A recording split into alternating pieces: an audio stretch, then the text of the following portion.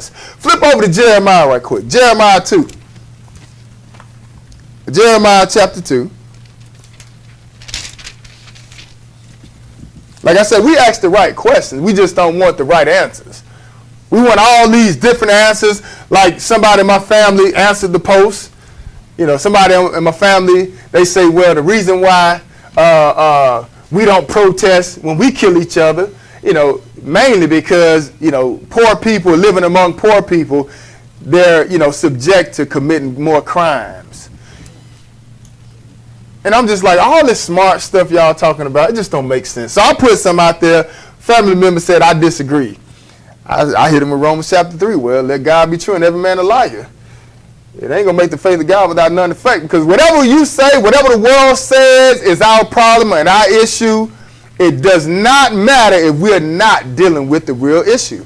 And it's because we have disobeyed God. So look, when everything settles, when the dust settles, hopefully this time around people just sit down, you know, and start seeking God and asking God what is going on. And then now he can start giving us some understanding. Because for the most part, we've been looked at as crazy, haven't we? But we've been saying this for the longest. It's sitting right in the Bible. God giving you the answer. And he just sitting there like, goodness gracious, man. Y'all, the answer right here. The very book you taking to church on Sunday, but you ain't reading it though. You know, what you reading is Romans 6 about grace. Romans 3. You know, they're reading stuff about salvation. You know, there's no difference between the Jew and the Greek. And all that is true, but you cannot ignore what was already there first. Jeremiah 2. Pick this up at verse 1. Go ahead. Moreover, the word of the Lord came to me, saying, Go and cry in the ears of Jerusalem, saying, Thus saith the Lord, I remember thee, the kindness of thy youth, the love of thine espousals, when thou wentest after me in the wilderness, in a land that was not sown. Right. So this, now, and don't forget now, between Jesus and his people, you know, sometimes he'll refer to it like a love story, right? But this is back when we was first coming out of Egypt. Pay attention to what he say. He say, look, go and cry in the ears of Jerusalem, saying, Thus saith the Lord, I remember thee, the kindness of thy youth, the love of thine espousals, when thou went after me in the wilderness, in a land that was not sown. This is after we came out of Egypt. What else to say, brother? Israel was holiness unto the Lord, in the first fruits of his increase. Right. So the picture should be starting to be painted in your mind kind of clear as to why God is doing this to us, right? He said, look, he said, Israel was holiness unto the Lord and the first fruits of his increase. Like he told Moses to let Pharaoh know that if you don't let my firstborn go, I'm going to kill your firstborn. So not saying that it just stops with us, it just starts with us. That's all. And hey, it's like the first one out the gate, that's going to be the example right there. Well, we've been dropping the ball, sisters and brothers. Go on and keep reading. What it say?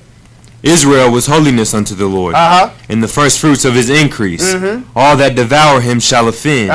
Evil shall come upon them, saith the Lord. That's right, because the Lord don't like that either. Go ahead.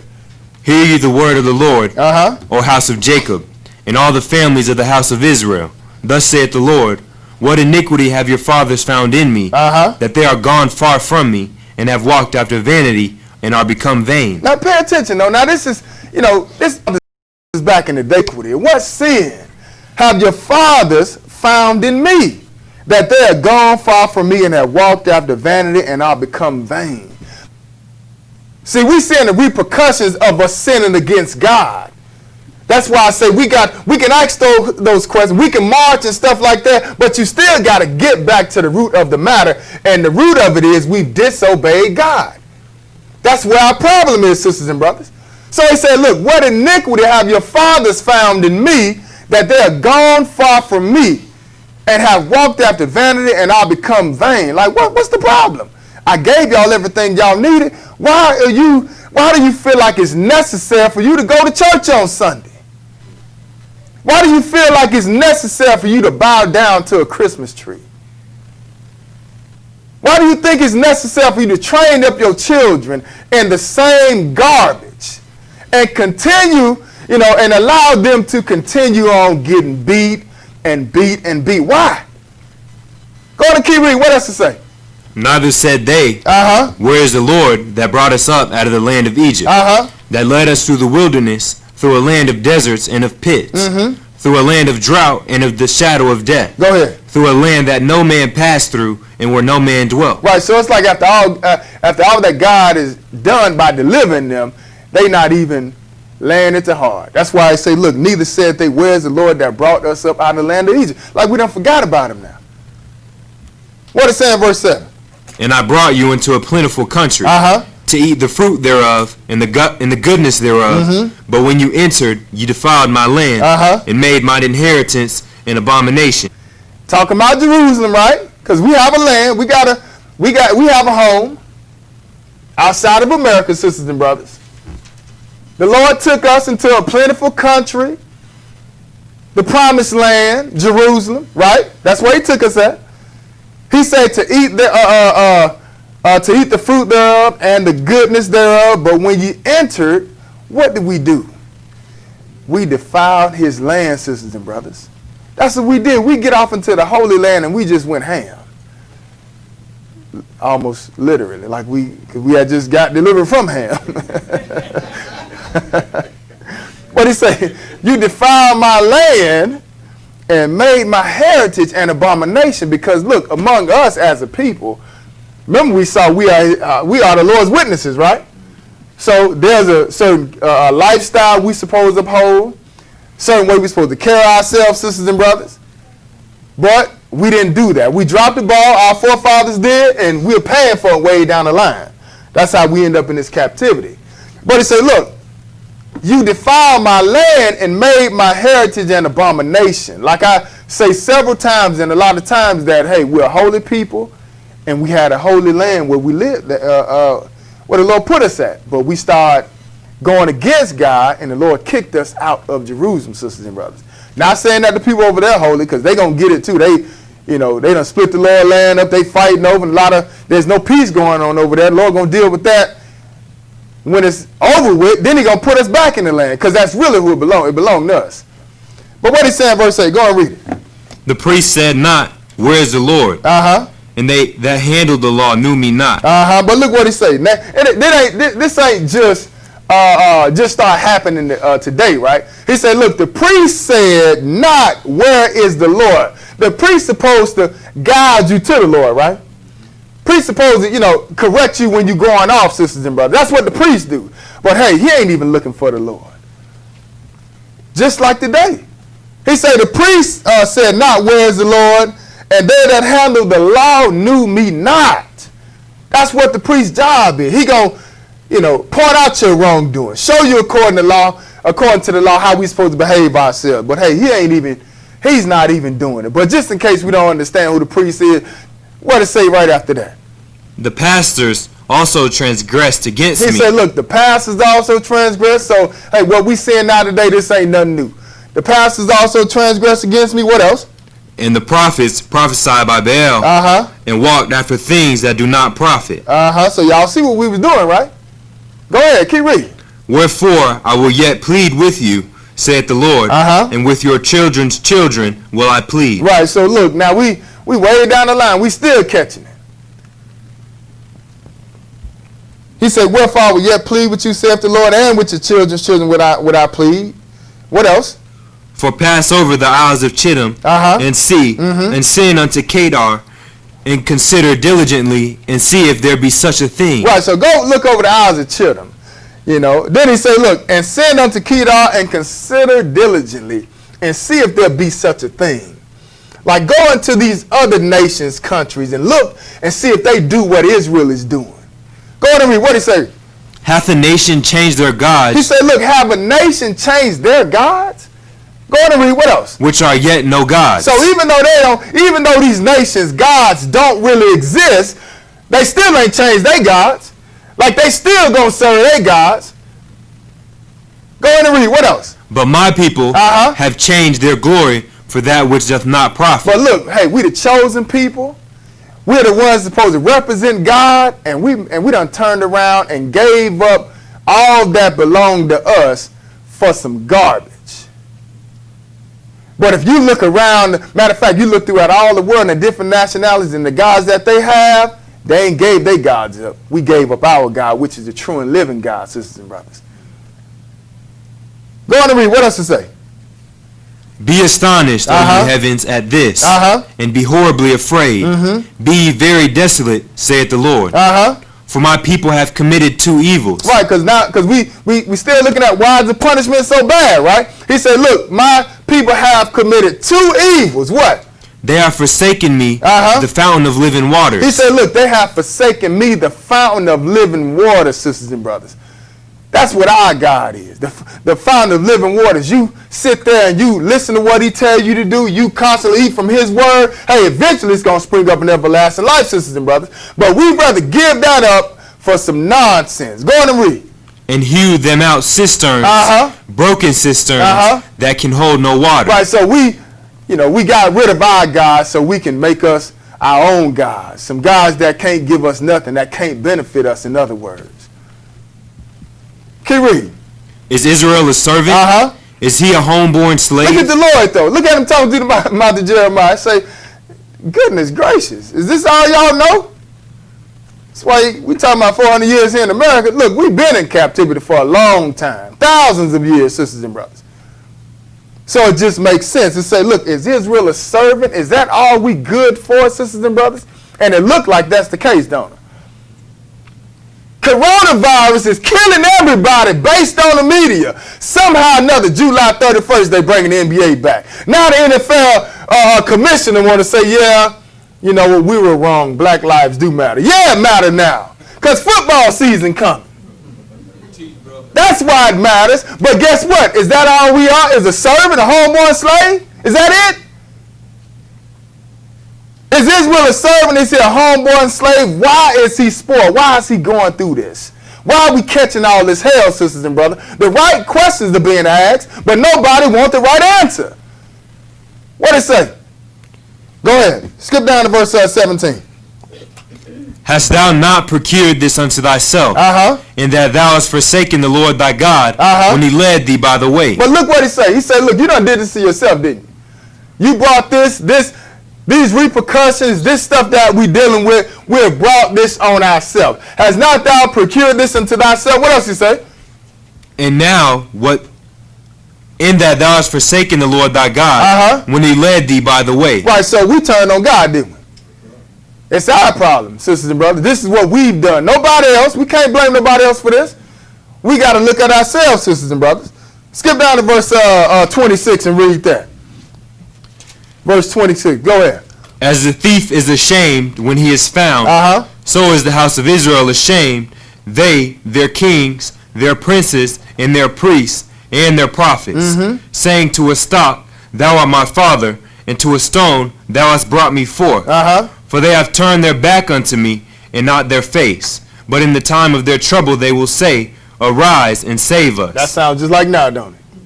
Sounds just like now. He said, look, as a thief is ashamed when he is found, so is the house of Israel ashamed. They, their kings, their princes, and their priests, and their prophets. A little embarrassed now because Lord finna bring us down as a nation. But he said, look, saying to a stock, this is some we created, gods that we put up. Saying to a stock, thou art my father, and to a stone, thou hast brought me forth. But the Lord is the one that brought us out of Egypt, didn't we? As soon as we came out of Egypt, what did Israel do? They built a molten calf, didn't they? They said, these be the gods. Look, it was God that brought us out of that situation, sisters and brothers. But we the same way today. Ain't nothing changed. You may say, well, we ain't bound down to a rock. What you think Islam is? What you think they look, their goal in life is to make this pilgrimage to Mecca to see the Kaaba stone, sisters and brothers. What you think we doing every year, December 25th, when you bring that tree in your house? You bound down to a tree, sisters and brothers. The Lord told you in Jeremiah 10, don't do that, didn't he? So ain't nothing changed. Same thing going on. Saying to a stock, thou art my father, and to a stone thou hast brought me forth, for they have turned their back unto me, and not their face. It's like, look, we just ignoring God. We ain't paying him no attention. He calling us out, but we ignoring him. That's why he said we turn our back toward him and not our face. Keep reading. But in the time of their trouble, they will say, arise and save us. It never fails, does it? When we get in trouble, we want to call on God, don't we? Every time we get into some mess, this stuff like this going on around us, we want to call on God. But when everything is going good, you don't want to call on him. What did he say? Verse 28. But where are thy gods that thou hast made thee? I told you, look, man, God think just like you think, don't he? The Lord say, go, where your gods at? Go get that stock. Go get that stone you've been bound down to. Where he at? Oh, he don't talk, do he? He's not real, is he? He said, look, but where are thy gods that has made thee? What did he say? Let them arise, if they can save thee in the time of thy trouble. Right, he said, go call them God. Why are you calling me that? Just like now today, we getting all this trouble going on in the world, want to throw a tantrum and stuff, but look, all we had to do is humble ourselves in the first place and turn back to God. But he said, look, go get them gods out there that you've been bound down to. Go get that stock and them stones and stuff. Let them save you. He said, look, let them arise if they can save thee in the time of thy trouble. What? For according to the number of thy cities are thy gods, O Judah. Right, and you look at it just like today, all over the place, all in the cities, one city to the next. Like I told you, where you want to find a black neighborhood, and all you got to do is look up churches all over the place. That's how you know you done into a black neighborhood. We got churches all over the place, but yet and still we getting killed by each other and the police more than any other nationality of people. Evidently, these churches ain't doing no good. These are nothing but, these different whorehouses. That's all they are, because you ain't getting nothing inside of that, but you're spending your money inside these churches, and they ain't teaching you nothing, sisters and brothers. Go on, keep reading. What does it say? Wherefore will you plead with me? Ye all have transgressed against me, saith the Lord. But that's the issue. We sin against God, sisters and brothers. Ain't the white man you got to worry about. It ain't the Africans you got to worry about, the Chinese. Look, it's God that's tearing us up because we sinned against God, sisters and brothers. That's really the answer. We can stop the class right here. But that's really the answer. But now we ain't gonna do that because we need to look at these curses. But it said, look, ye have all transgressed against me, saith the Lord. What else you say? In vain have I smitten your children. He's like, look, I'm beating your kids in vain because they ain't changing. It ain't working. He said, in vain have I smitten your children. What else? They receive no correction. Your own sword hath devoured your prophets like a destroying lion. That's right, and that's how it is now today, ain't it? You come dealing with the word, they going to want to take you out too. They ain't want to have nothing to do with you. But eventually, see what happened with Jesus when he came, didn't he? All the different prophets that came trying to correct Israel from their wrongdoing, hey, they had some of them killed, sisters and brothers. Go ahead and read. What else? O generation, see the word of the Lord. Have I been a wilderness unto Israel in a land of darkness? Wherefore say my people, we are lords, we will come no more unto thee. Can a maid forget her ornaments, or a bride her attire? Well, pay attention to what he say here, though. He say, O generation, see ye the word of the Lord. Have I been a wilderness unto Israel, a land of darkness? We are lords, we will come no more unto thee. Can a maid forget her ornaments, right? Talking about like a woman about to get married and all the different things she would do to decorate herself before she actually get ready to get married. And those are usually special occasions, right? Some you would talk about later on down the line. That's why I say, look, can a maid forget her ornaments or a bride her attire? Like a lot of the times the wedding dresses that a woman gets for a wedding, hey, she'll keep that in the family sometimes and pass it down the line, don't she? That's a special day. For the most part, have a lot of good memories and talk about that even as they get older. That's why I say, look, can a maid forget her ornaments or a bride her attire? What? Yet my people have forgotten me days without number. But he say, look, yet my people, the ones that he chose, his holy people, he say, yet my people have forgotten me days without number. Like we don't even lay it to heart that the Lord brought, we are the Lord's people that he rescued out of Egypt back then.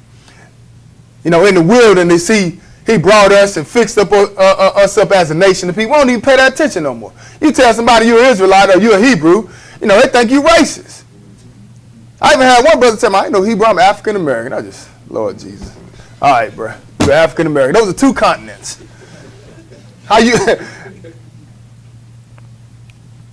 But he said, look, they have forgot me days without number. What else he said? Go ahead and read, 33. Why trimmest thou thy way to seek love? Right, he said, why are you trimming your way? Why are you getting yourself dressed up to seek love? We already got a husband, sisters and brothers. Our husband is Jesus. That's the one who delivered us out of Egypt and fixed us up as a nation. Tell you that in Ezekiel 16. How he cleaned us up, gave us the finer things, and made us look real good. Then he came into a covenant with us, sisters and brothers. So just pay attention to the question. He said, look, why trim thou thy ways to seek love? Why are you trying to make yourself look all pretty and get cleaned up to go find you a man? You already got a man, don't you? Jesus was the one that married Israel. We don't need to go find no other gods. But what did he say? Finish that. Why trimmest thou thy way to seek love? Wherefore, therefore hast thou also taught the wicked ones thy ways. But you see that though?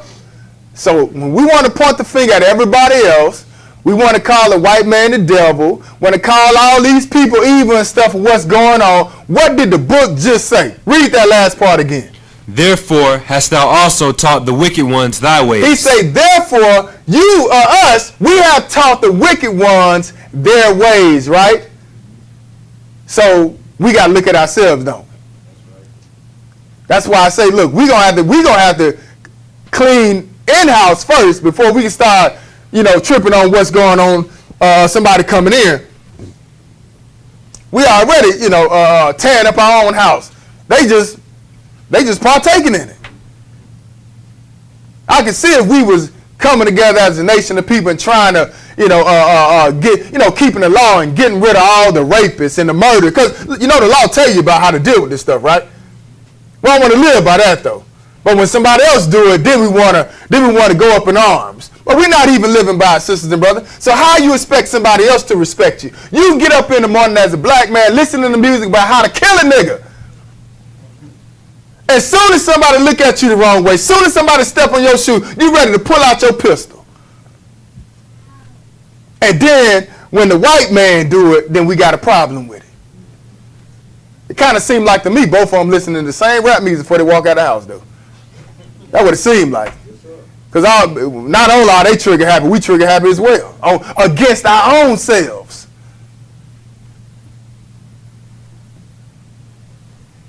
But bring it back up to verse 19. Verse 19. Go and read that. Thine own wickedness shall correct thee. But look though, he said, look, your own wickedness shall correct you.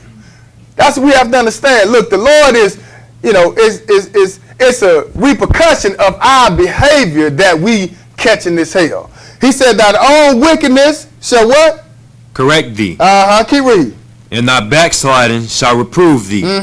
Know therefore and see that it is an evil thing and bitter. That thou hast forsaken the Lord thy God. It's a good thing that we turn our back on God. He said, look, it's an evil thing that thou hast forsaken the Lord thy God. What else does it say? And that my fear is not in thee, saith the Lord God of hosts. For of old time I have broken thy yoke and burst thy bands. You see that? Every time we get in a situation, we go against God, the Lord will send us off into captivity. Then we cry to the Lord to break our bonds and bring us back. That's why I say, look, for of old time I have broken thy yoke and burst thy bands. What else? And thou said, I will not transgress. We say, Lord, we won't do it no more. Okay, God, we sorry, Lord. We're not going to do it again. Keep reading. When upon every high hill and under every green tree thou wanderest, playing the harlot. But we kept doing it, didn't we? We keep playing the harlot. Keep playing the whore. Keep laying with all these other gods. What else? Yet I had planted thee a noble vine. He said, look, I planted you a noble vine. Go on and read. Wholly a right seed. How then art thou turned into the degenerate plant of a strange vine unto me? Man, the Lord called us degenerate, y'all. Y'all see that? He said, how you turn into a degenerate plant? He said, I planted you he said, I planted thee a noble vine. In other words, look, we had what we needed, sisters and brothers. The Lord talk about his vineyard and everything he did for us to make sure we was going to produce good. Somehow or another, we done went off, right? He said, look, yet I planted thee a noble vine, wholly a right seed. How then art thou turned into the degenerate plant of a strange vine unto me? What done happened? Like we're a strange vine unto the Lord because we producing something completely different than what we're supposed to produce. Go on and read. What else? 22. For though thou wash thee with nitre, and take thee much soap. That's right. Look, you can clean yourself all day. He said, look, for though thou wash thee with nitre and take thee much soap. Look, we ain't just, soap ain't just came around. Soap been around back then, right? But he said, look, even though you taking a lot of soap to clean yourself, what he say? And take thee much soap, yet thine iniquity is marked before me. He say, look, you still got that sin on you. Your iniquity, our iniquity, the Lord still see it, sisters and brothers. It's still on us like a stain, like dirt, sisters and brothers. Yet thine iniquity is marked before me, saith the Lord God, right? But now let's go over to Leviticus 26. Leviticus 26.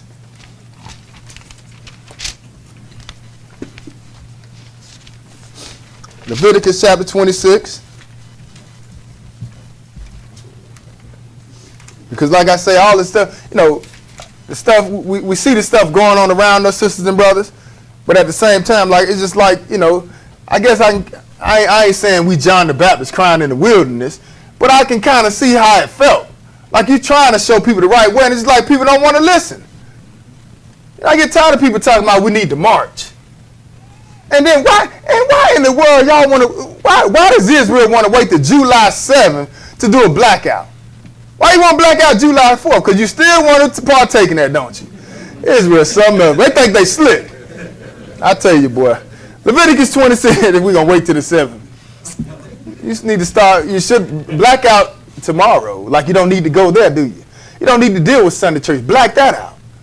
Black out giving that false preacher your money. That's what you need to black out. Y'all got the wrong, we blacking out the wrong stuff. Like I told you, it don't matter if we stop spending money. They can make money. They print money out of thin air, sisters and brothers. If you ain't paid attention, then you get some money in your bank account like a month or two ago that you didn't ask for, that you didn't earn. So your blacking out stuff don't make a difference. What's going to make a difference is turning back to God. Leviticus 26, 57, verse 1. What does it say? You shall make you no idols, nor graven image, neither rear you up a standing image, neither shall you set up any image of stone in your land to bow down unto it. For I am the Lord your God. You shall keep my Sabbaths and reverence my sanctuary. I am the Lord. If you walk in my statutes and keep my commandments and do them, then I will give you rain in due season, and the land shall yield her increase, and the trees of the field shall yield her fruit. Now, this here is also talking about some things that was going to happen in Jerusalem before we even got scattered into captivity, sisters and brothers.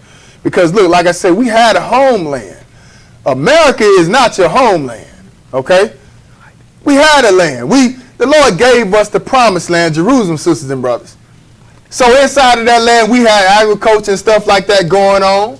And that's why it says, look, if you walk in my statutes and keep my commandments and do them, then I will give you rain in due season, and the land shall yield her increase, and the trees of the field shall yield their fruit.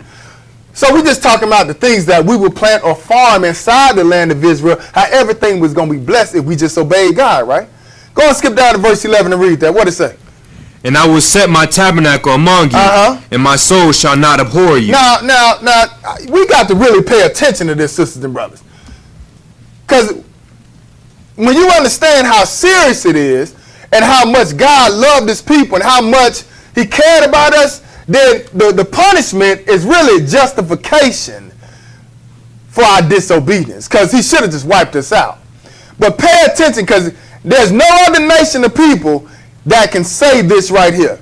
He says in verse 11, and I will set my tabernacle among you. God himself was going to set his tabernacle among Israel, a flesh and blood people. He's going to be on this earth living among us, sisters and brothers. In Jerusalem, this is what God is saying. Then he says what? Then he said, and my soul shall not abhor you. In other words, and I'm not going to hate you, right? Go on and keep reading. What else to say? And I will walk among you. You done got fancy on me. Okay, I feel you. Go ahead. And I will walk among you. He said, look what the Lord said. He said, I'm going to walk among you, right? Go ahead and read. What else? And will be your God, and you shall be my people. Right, so then this is what the Lord is saying. But it's based on us keeping his commandments. He said, look, and I'm going to walk among you and will be your God, and you shall be my people. What else he said? Go ahead. I am the Lord your God, which brought you forth out of the land of Egypt, that you should not be their bondmen. And I have broken the bands of your yoke and made you go upright. Go ahead. So look, the Lord, he letting us know, reminding us, I'm the one that delivered you out of Egypt, right? That so you weren't gonna, so you ain't got to be their slaves. In other words, I the one delivered you from that. Those are just a few of the blessings right there. But let's look at the curses. What else he say? Verse 14. But if you will not hearken unto me and will not do all these commandments. Okay, here go the problem, because I tell you, most people want to be blessed, right? We talk about how we blessed, and we tie that to money, tie that to prosperity and stuff like that. But look, just because a few people got money, as a nation, as a whole nation of people, we struggling. We at the bottom of the barrel, sisters and brothers, because of this. He laid the blessings out there, but if you don't do what I say, let's look at these curses. He said, look, but if you would not hearken unto me and would not do all these commandments, what? And if you shall despise my statutes, or if your soul abhor my judgments. If your soul abhor or hate my judgments, go ahead. So that you will not do all my commandments, but that you break my covenant. Now look, I just want y'all to understand that we talking about the law. This is the law we talking about, sisters and brothers. So you go to churches, and what the church tell you? They say you ain't got to keep the law, don't they? They setting you up. This is what we've heard all our lives, sisters and brothers, that we don't have to keep no law. He said, look, but now he's about to lay out the consequences of us not keeping his law. So he said, look, if you break my covenant, I will do this. I also will do this unto you what? I will even appoint over you terror. He going to appoint what over us? Terror. Forget the Taliban. We need to worry about Jesus. Shoot, all these terrorist groups, they show up every now and then. God been terrorizing us for years. Thousands of years.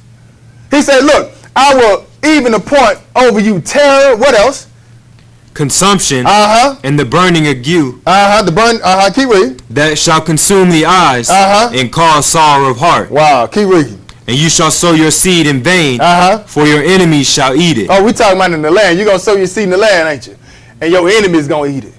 Just imagine that we in our land of Jerusalem, we sowing all our stuff, and when it come time to reap, the enemies come through and taking everything. Go ahead and read. What else? And I will set my face against you. Hey, wait a minute. He going to do what?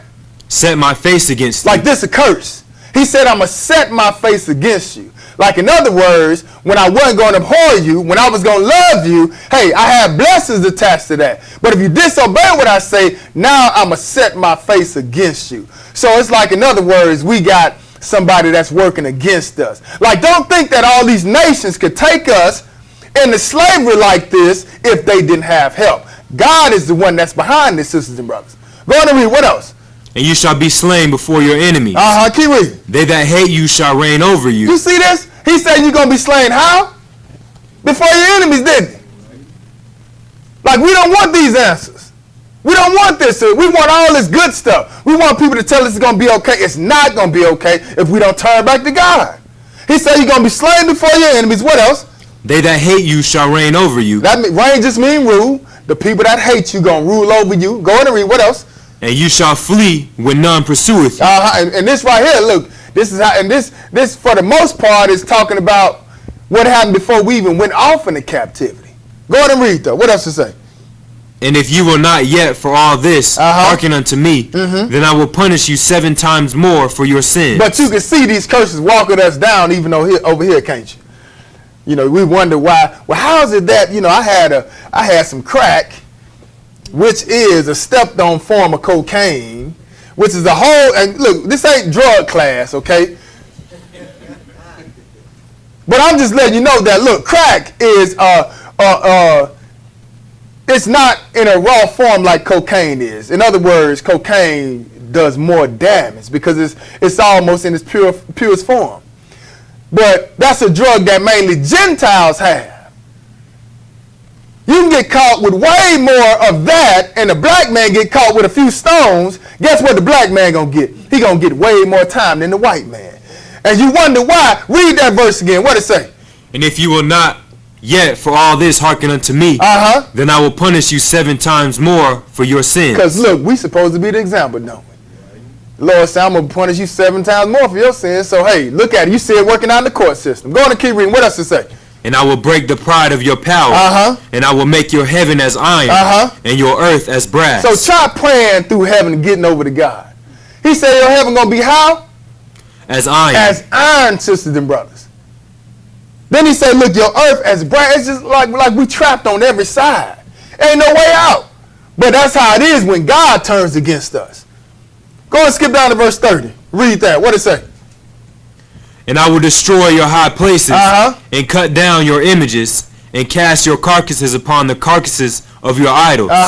And my soul shall abhor you. Right, because like I said, before we get kicked out of the land, hey, this is what God was laying out. These curses he laying out, you know, and a lot of this took place in the land. Because we did that in the land, start serving all these other gods. And he letting us know, if you do this, look, he say, look, and I will destroy your high places, and cut down your images, and cast your carcasses, talking about your dead bodies, our dead bodies, our forefathers' dead bodies, upon the carcasses of our idols, of your idols. What else he say? And my soul shall abhor you. But you see that there? He said, look, and my soul shall hate you. That's what abhor means, sisters and brothers. But we fell up under this. Go and keep reading. And I will make your cities waste, and bring your sanctuaries unto desolation. That's what happened. Because like I told you, look, you know, we have a place to call home. But we get off over there and we start acting the fool, sisters and brothers. The Lord is laying out here. If you disobey what I say, I'm going to send these curses on you. And he just laying them out now. Laying them out real simple, and it happened. He said, I'm going to make your cities waste and bring your sanctuaries unto desolation. What else he say? And I will not smell the savor of your sweet odors. All your offerings you try to offer up to God, he ain't going to even accept it, sisters and brothers. Go ahead and read. What else? And I will bring the land into desolation. Now he's talking about Jerusalem. He said, look, and I'm going to bring the land into desolation. I'm going to destroy Jerusalem. Because remember, that's a holy land. That's a holy land. We're a holy people, sisters and brothers. So our behavior is supposed to mirror that, right? You know, people look at us and say, hey, man, them people, they got it together. They righteous, man. They royal. People look at us and see that. But, hey, that ain't, you know, what was going on. That's why we end up over here, sisters and brothers. He said, I will bring the land into desolation. And what else? And your enemies which dwell therein shall be astonished at it. Especially looking at the land that God gave us. Hey, of course they'll look at it and be astonished at it. Goodness gracious, how did it end up like this? Then what he gonna do? 33. And I will scatter you among the heathen. Right, so that ain't it. He said, I'm gonna scatter you, didn't he? He said, I'm gonna scatter you among the heathen, sisters and brothers. Go ahead and read. And will draw out a sword after you. Wait a minute. So I'm going to scatter you among the heathen. In other words, I'm going to scatter you throughout the world to all these other nations. Like where we are now, we're scattered among the heathen, sisters and brothers. We're in captivity among all these other nations. But not only did the Lord scatter us, what else did he say he's going to do once he scatter us? And will draw out a sword after you. He said, look, once you get there, I'm going to chase you with the sword. So it ain't like you're going to get over to America, then things going to get light. Not like you're going to get over to Jamaica, Haiti, Brazil, wherever the Lord scattered us at, and everything going to start getting easy. No, when you get there, I'm going to still tear you up. And that's what we have to understand. That's what's going on. We're still getting beat, even in our captivity. Look, the American dream has been an American nightmare for us. Stop trying to be a part of it. Ain't got nothing to do with you. This is the Gentiles' dream. Your job, this is a jail for you, whether you like it or not. Whether you want to receive it or not, it don't matter. Go back to Africa and watch they do you the same way. Because you're in captivity worldwide, sisters and brothers. And in your captivity, you're supposed to turn back to God. Ain't that what happens when you go to jail? You go to jail, you go to jail. I went before, 8 hours. I hated every minute of it. That I changed my life. I said, ain't nowhere in hell I can be in here for No, man, I remember I went and stood before the judge. Judge told me, look, he said, look, man, you mess up one more time, you going to prison for 8 years. I said, you ain't got to worry about that. That 8 hours was good. I don't see how they do it. But that's what jail will do. A prison going to do is going to make you change your life, sisters and brothers. That's what you have to understand. So when we came here, we came into a worldwide bondage. Not to get over here and act crazy. Not to get over here and start serving all these other gods. Hey, we got to call it to mind and humble ourselves and realize that we have dropped the ball, sisters and brothers. But he said, look, I'm going to scatter you among the heathen, withdraw the sword after you, and your land shall be desolate. Talking about Jerusalem, and what else? And your cities waste. And your cities waste. Now let's move a little further. Let's go over to Deuteronomy 28. 36. 36? Oh, I'm sorry. Skip down to 36. Go and read that. And upon them that are left alive of you, I will send a faintness into their hearts in the lands of their enemies. Wait a minute. Look now. Look what the Lord say. He say, look. And upon them that are left alive of you, right? I will send a faintness into their hearts in the land of their enemies. You know how you feel like you just get to the point you can't fight no more? You know, like we just really got riled up again, but hey, it's just like, what can we do? A few years ago, you had all these Egyptologists coming out. They was having meetings and stuff and how we going, you know, listen, these Egyptologists, they really African Americans. This ain't even Egyptians that's partaking in this. We talk about African Americans coming together, trying to figure out a plan to stop this. Then, once the dust settled, they went back into their houses. You know, now 2 other brothers getting killed by the police, and guess what? You don't even see them no more. Because we starting to realize, look, we ain't got no power, sisters and brothers. It's like you look at the situation like, goodness gracious, man, like this going to keep going on?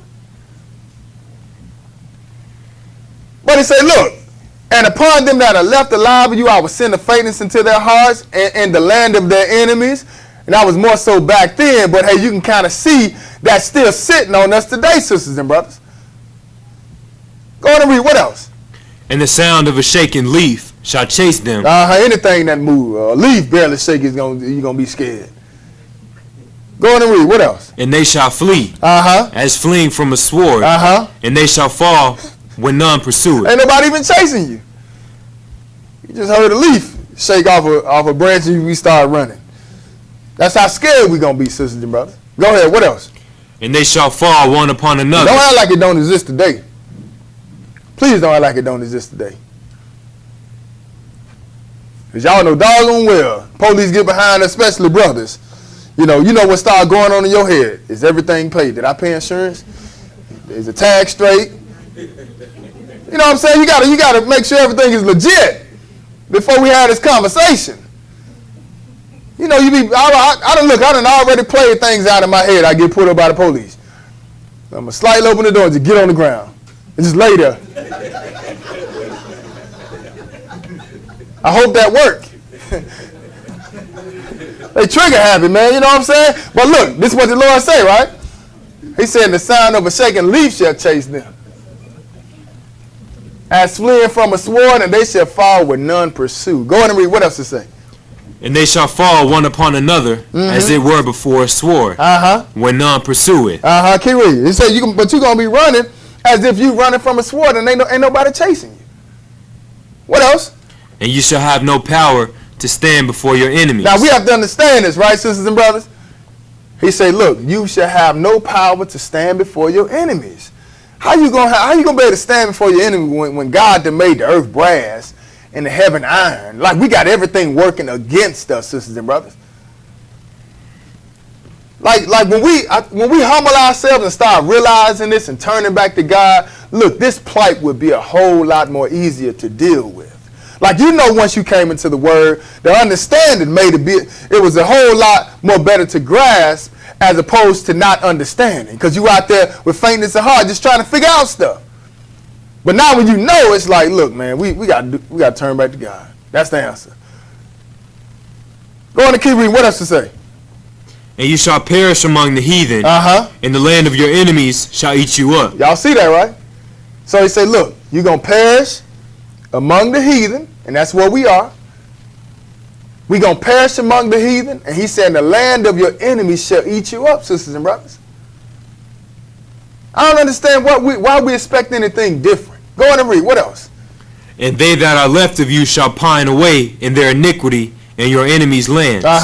And also in the iniquities of their fathers shall they pine away with them. That's right. Keep reading. What it say in verse 40? Because there is hope. What it say? If they shall confess their iniquity and the iniquity of their fathers with their trespass which they trespassed against me, and that also they had walked contrary unto me. Right. So we got to admit that we messed up, didn't we? He said, look, if they shall confess their iniquity and the iniquity of their fathers with their trespass which they trespassed against me, and that also they have walked contrary unto me, what? And that I also have walked contrary unto them, and have brought them into the land of their enemies. If then their uncircumcised hearts be humbled, and they then accept of the punishment of their iniquity, then will I remember my covenant with Jacob. That's right. Keep reading. And also my covenant with Isaac, and also my covenant with Abraham will I remember. Go ahead. And I will remember the land. Right. So we do got some hope, don't we? And look, because of what the few of us are doing, this is really, what's going to allow the Lord to have mercy on the whole nation, because you have a few of us starting to turn back. But look, we have to admit that we messed up, sisters and brothers. I understand what people are doing us. That's not right. But if we wouldn't have turned against God in the first place, we wouldn't be in this predicament at all. Go over to Deuteronomy 28. That's it on that? All right, go to Deuteronomy 28. And this is where a lot of us wake up at. A lot of people wake up when they find out about the curses in Deuteronomy 28, sisters and brothers. So we're just going to look at a few of these. Because all this stuff is in the Bible for a reason. We can't just jump to the New Testament.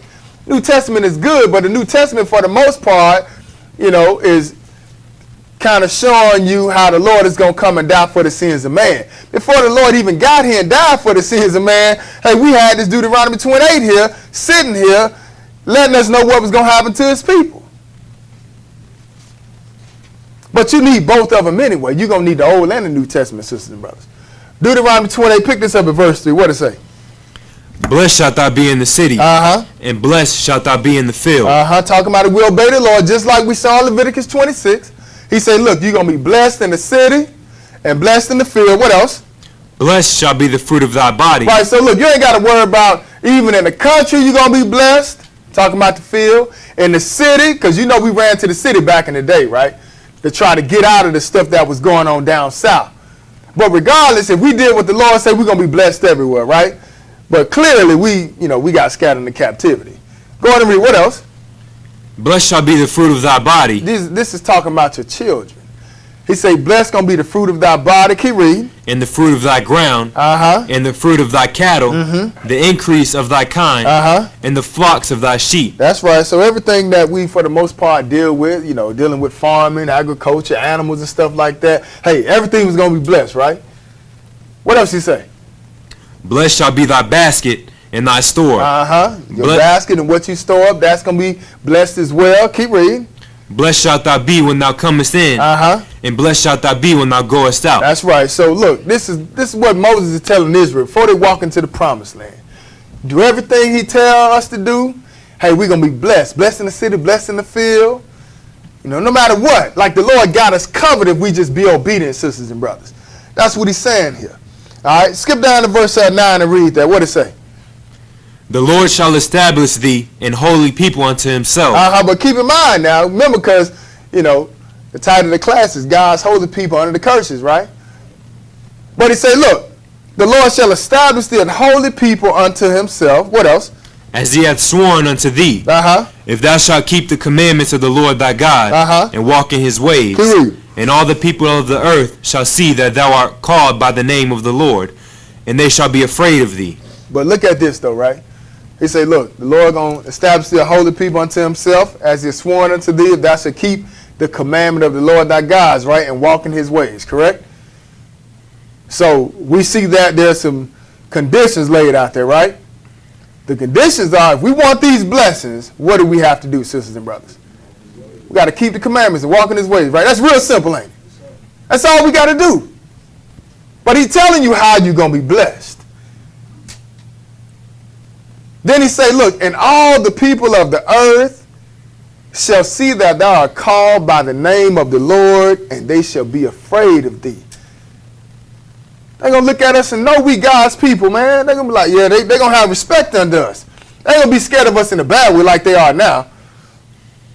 Like you can be the shortest black person around 10 tall white people. You come around, everybody, oh, come on guys, let's go. I mean, as soon as you come around, why? I mean, they scared of us for bad reasons now, sisters and brothers. So he said, look, and all the people of the earth that shall see that thou art called by the name of the Lord, and they shall be afraid of thee, right?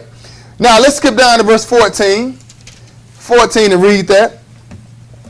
And thou shalt not go aside from any of the words which I command thee this day, to the right hand or to the left, to go after other gods to serve them. Right, so now we see what the Lord is saying, right? Like he's just letting us know by way of Moses what we need to do to be successful, sisters and brothers. He said, look, and thou shalt not go aside from any of the words which I command thee this day, to the right hand or to the left, to go after other gods to serve them, right? Go ahead and read what he said in verse 15. But it shall come to pass, if thou wilt not hearken unto the voice of the Lord thy God, to observe to do all his commandments and his statutes, which I command thee this day, that all these curses shall come upon thee and overtake thee. Now see that, right? Okay. So he put the blessings out there, Deuteronomy 28, 1 through 14. The Lord laid these blessings out there, Leviticus 26, 1 through 14, I believe. The Lord laid the blessings out there. And it covers a whole lot, sisters and brothers. But when we get in Deuteronomy 28, verse 15, he's going to start laying these curses out here, sisters and brothers. And this is how it's going to identify who God's people is, sisters and brothers. So it said, look, but it shall come to pass, if thou would not hearken unto the voice of the Lord thy God, to observe to do all his commandments, right? Isn't that what we preach? To keep God's commandments, right? And the statutes and judgments. That's what we preach. The very thing that people call us crazy for doing, this is what God was telling us to do in order to be blessed. Keep his commandments. If you don't keep his commandments, guess what? Now the curse is going to be on you. It shall come to pass, if thou wilt not hearken unto the voice of the Lord thy God, to observe to do all his commandments and his statutes, which I command thee this day, that all these curses shall come upon thee and overtake thee. Verse 16, what does it say? Cursed shalt thou be in the city, and cursed shalt thou be in the field. That's right. Skip down to verse 25. The Lord shall cause thee to be smitten before thine enemies. Thou shalt go out one way against them, and flee 7 ways before them. That's right. Keep reading. And shall be removed into all the kingdoms of the earth. That's right. He laying the curses out. Now, we ain't going to read all of them because it's so many. But we just skipping through them. But look, he say, you're going to be cursed in the city, cursed in the field. In other words, the curse is going to follow you wherever you go. You break his commandments, the curse is on you, sisters and brothers. I don't care where you go. Now he's saying in 25, the Lord going to cause you to be smitten or killed, in other words, before thine enemies. Thou shalt go out one way against them and flee 7 ways before them, and shall be removed into all the kingdoms of the earth, right? What is it in verse 28? The Lord shall smite thee with madness and blindness and astonishment of heart. Now, don't they call us, what they call black men? Angry black men, don't they? I see why. But look, he said the Lord going to smite thee with madness and blindness and astonishment of heart. Even though you see with your physical eyes, spiritually you ain't going to be able to see. That's why we always partaking in all these false doctrines. That's why I'm just talking about Egyptology. We think we Egyptologists. You know why? Because we blind, sisters and brothers. Lord got us asleep. He said he's going to smite you with madness and blindness and astonishment of heart. What else? And thou shalt grope at noonday, as the blind gropeth in darkness, and thou shalt not prosper in thy ways. But look, he said you're going to grope in the noonday. You're going to grope in the noonday as the blind grope in darkness, sisters and brothers. In other words, you're going to always be trying to figure out stuff, trying to find yourself. That's why when we talk about coming into the Word, you know, we say when you came into the truth. You know, it's almost like when the God opened your eyes. Because up until that point, look, we walking in darkness, sisters and brothers. All over the place trying to find answers. Okay, well, maybe I'll go to this church. Maybe this is it. Or maybe I'll partake in, maybe I can become a Muslim. I think that'll do me some good. Nope, that ain't the answer either. Well, let me go back to, Baptist church. Let me see if that'll do it. Nope, that ain't good. What about Pentecostal? Nope, that ain't going to do it. You're going to be walking around trying to find answers and you ain't going to find them. That's why I say, look, and thou shalt grope at noonday as the blind grope in darkness. Go on and keep reading. What else? And thou shalt not prosper in thy ways. Right, so he said, look, you ain't going to prosper in your ways, right? So this is why we can't, we always talk about how black people can't get along with each other. We talk about the Jewish people. They ain't the doggone real Israelites first and foremost. But we always like to look at other people and say, well, they get along. The Mexicans, they do it good. They ain't got no curse sitting on top of them either. That should let you know they ain't the doggone people either. Got these brothers out here talking about Mexicans and Puerto Ricans and Israelites. That's a lie. They don't like you either, sisters and brothers, in case you don't know now. He said, look, thou should not prosper in thy ways, and thou should be only oppressed and spoiled evermore, and no man shall save thee, right? Ain't nobody gonna save us from this condition we in, sisters and brothers. We're gonna be oppressed forevermore. And you look at us, sisters and brothers, we still oppressed. Go on and read. What else you say? Thou shalt betroth a wife. Right, so you're gonna take a wife, bring it down more so toward our day. He say, look, you're going to take a wife or betroth a wife and what? And another man shall lie with her. And he say another man going to lie with her. All you got to do is go look in history and see who that happened to. The slave master would come in the house and take the woman, and the man couldn't do nothing, sisters and brothers. He had to sit there and watch. He couldn't do nothing. He was powerless. But the Lord is letting you know it's going to happen to her. He said, look, you're going to betroth a wife, and another man shall lie with her. What else he say? Thou shalt build an house, and thou shalt not dwell therein. That's right. Keep reading. Thou shalt plant a vineyard, and shalt not gather the grapes thereof. So, hey, like I said, even before we left, he said, look, you're going to plant a vineyard. You ain't going to gather the grapes thereof. Somebody else going to get them. Go on, keep reading. What else? Thine ox shall be slain before thine eyes. Because, look, I wanted to read it because I wanted y'all to see that we had this type of stuff. This is what our forefathers had in the land. He said, look, thine ox shall be slain before thine eyes. Go on and read. And thou shalt not eat thereof. Keep reading. Thine ass shall be violently taken away. They're going to come and take your donkey away from you. And you can't do nothing. Keep reading. And shall not be restored to thee. Thy sheep shall be given unto thine enemies, and thou shalt have none to rescue them. That's right. Keep reading. What else? Thy sons and thy daughters shall be given up unto another people. Y'all see that? Not only are they going to take animals, and they ain't going to restore it back, but then he turned right around and say, look, thy sons and thy daughters shall be given unto another people, and thy eyes shall long and fail with longing for them all the day long. And what else? And there shall be no might in thine hand. You ain't going to be do nothing about it. Who this happened to, those sisters and brothers? This happened to Israel. This happened to what they call the black people. Go ahead and read.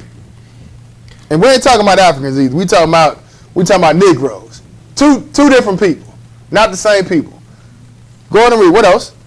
The fruit of thy land and all thy labors shall a nation which thou knowest not eat up.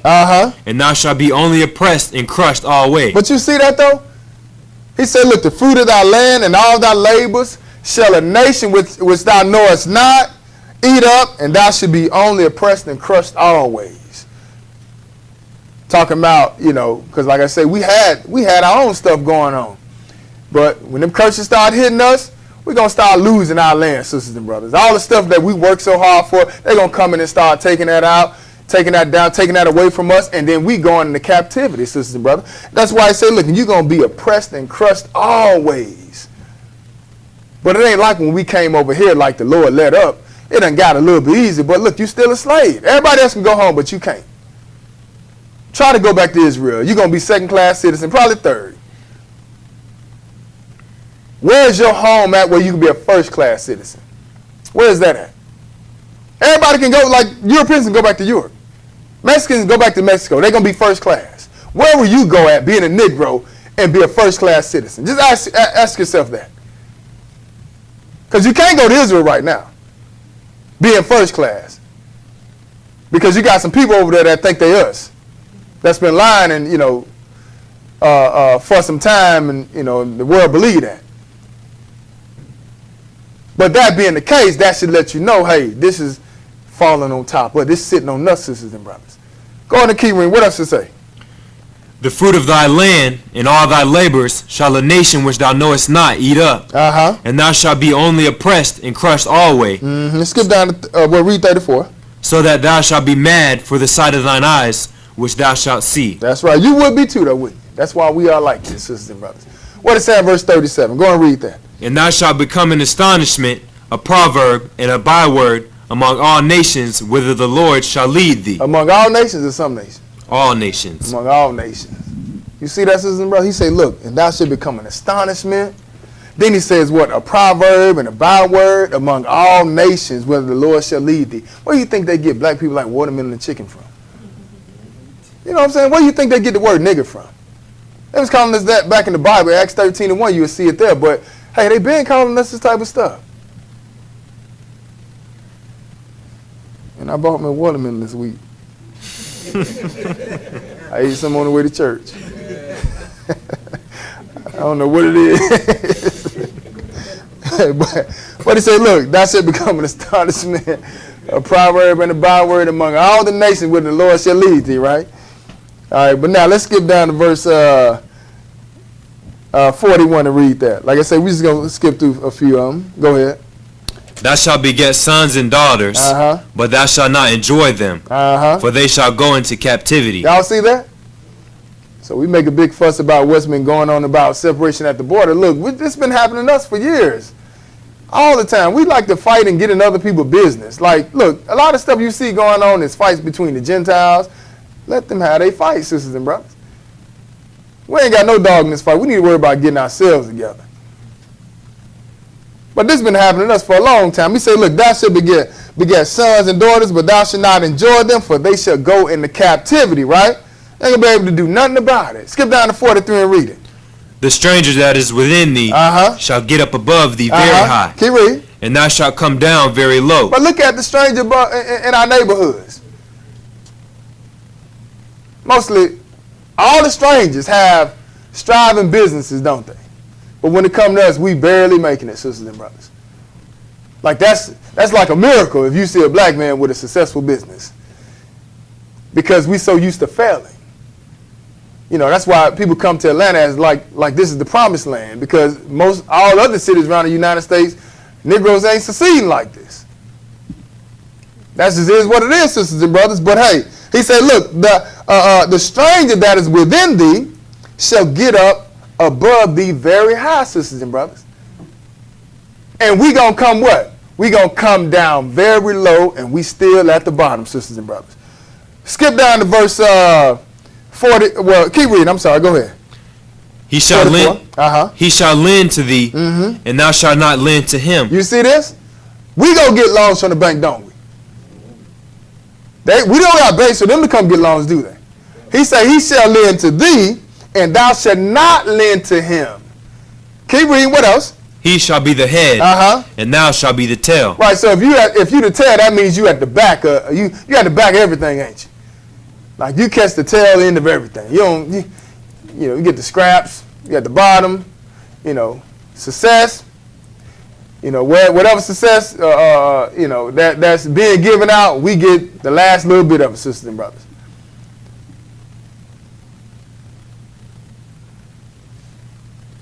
What else does it say? 45. Moreover, all these curses shall come upon thee, and shall pursue thee, and overtake thee, till thou be destroyed. Y'all see that? He said, all these curses shall come upon thee, and shall pursue thee, and overtake thee, till thou be destroyed. Keep reading. Because thou hearkenest not unto the voice of the Lord thy God, to keep his commandments and his statutes, which he commanded thee. Once again, we back to the root of the problem, right? Keep reading. Go ahead.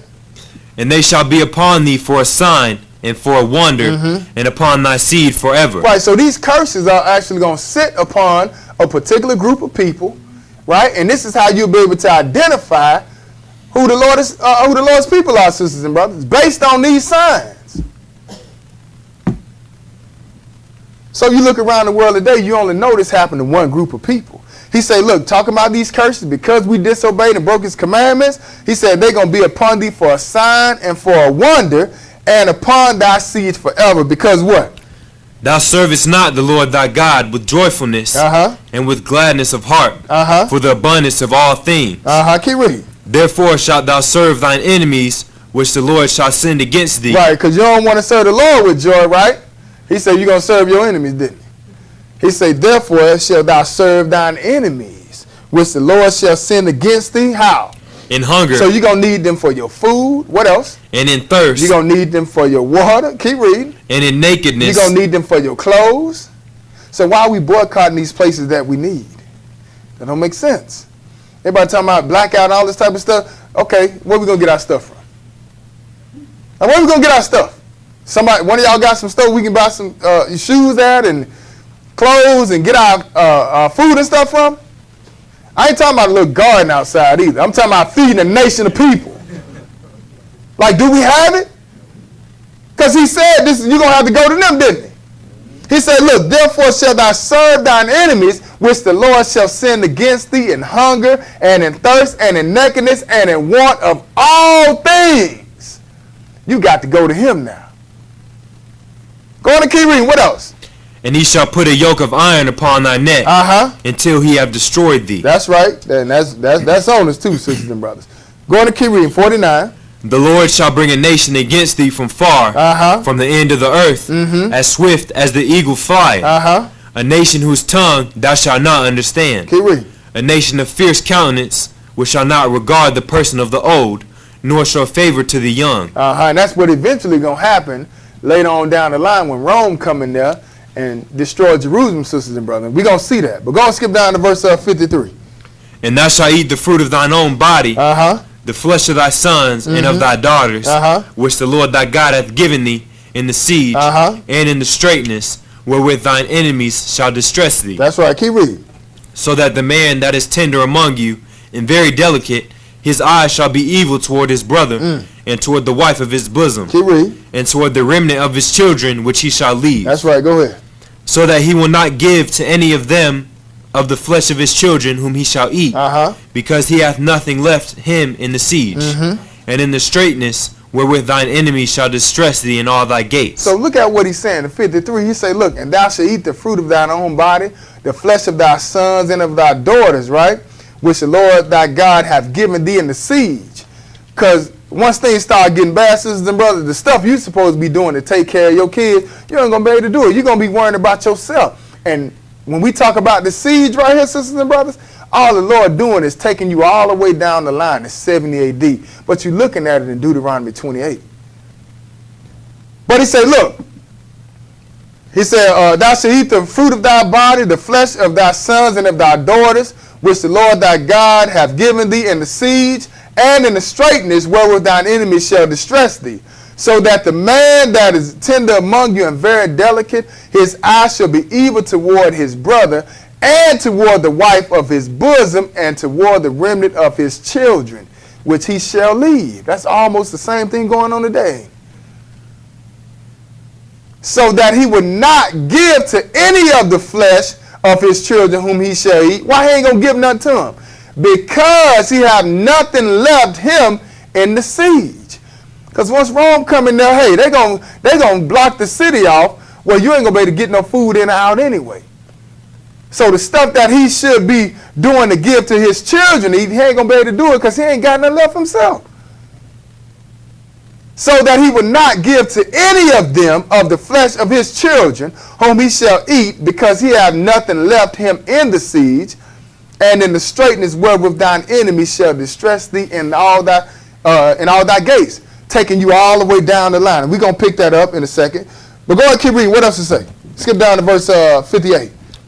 If thou wilt not observe to do all the words of this law that are written in this book, that thou mayest fear this glorious and fearful name, the Lord thy God, then the Lord will make thy plagues wonderful, and the plagues of thy seed, even great plagues, and of long continuance, and sore sickness, and of long continuance. You see this, right?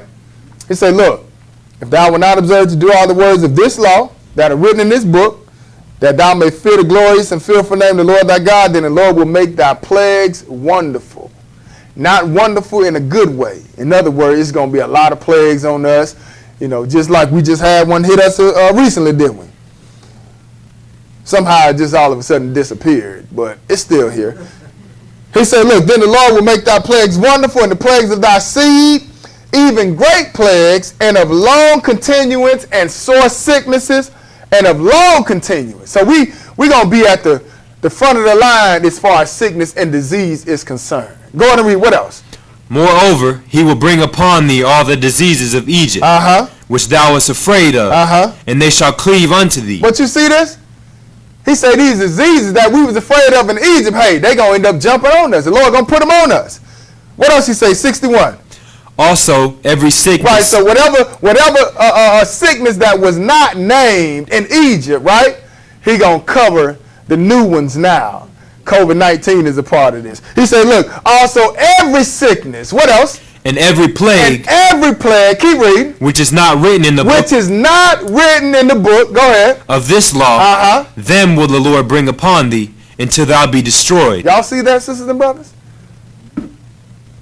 Go and skip down to verse. Well, keep reading. I'm sorry. Go ahead. And you shall be left few in number. Whereas ye were as the stars of heaven for multitude. Because thou wouldest not obey the voice of the Lord thy God. And it just makes sense that almost everywhere we go, we still a minority, ain't we? Ain't that's what they call us? We the minority, sisters and brothers. He said, look, you're going to be left few in number. Whereas ye were as the stars of heaven for multitude, because thou would not obey the voice of the Lord thy God. What else? And it shall come to pass that as the Lord rejoice over you to do you good and to multiply you, so the Lord will rejoice over you to destroy you and to bring you to naught. And you shall be plucked from off the land whither thou goest to possess it. Look at this, though. He said, look, it's going to come to pass that as the Lord rejoiced over you to do you good and to multiply you, he said, look, so the Lord will rejoice over you to destroy you. Ain't that something?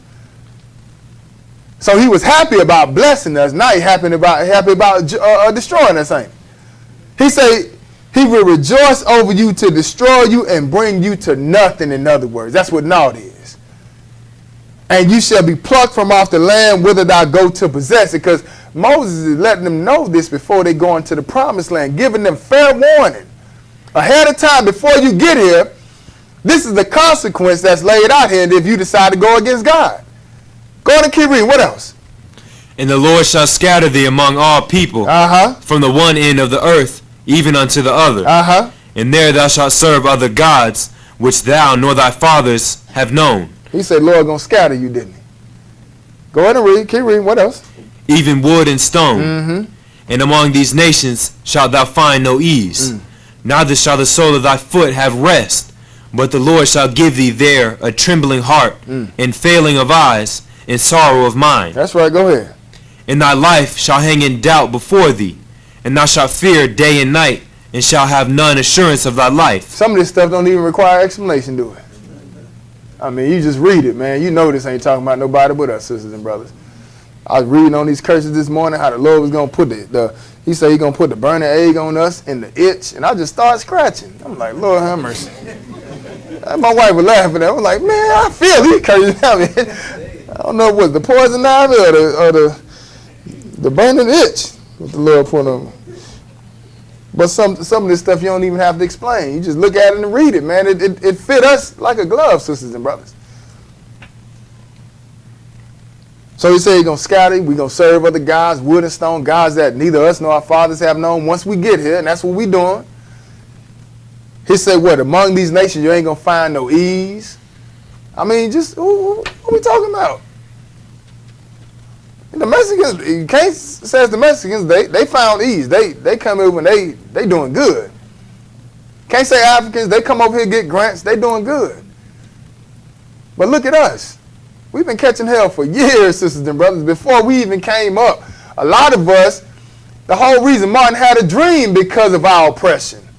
It's been going on for some time, right?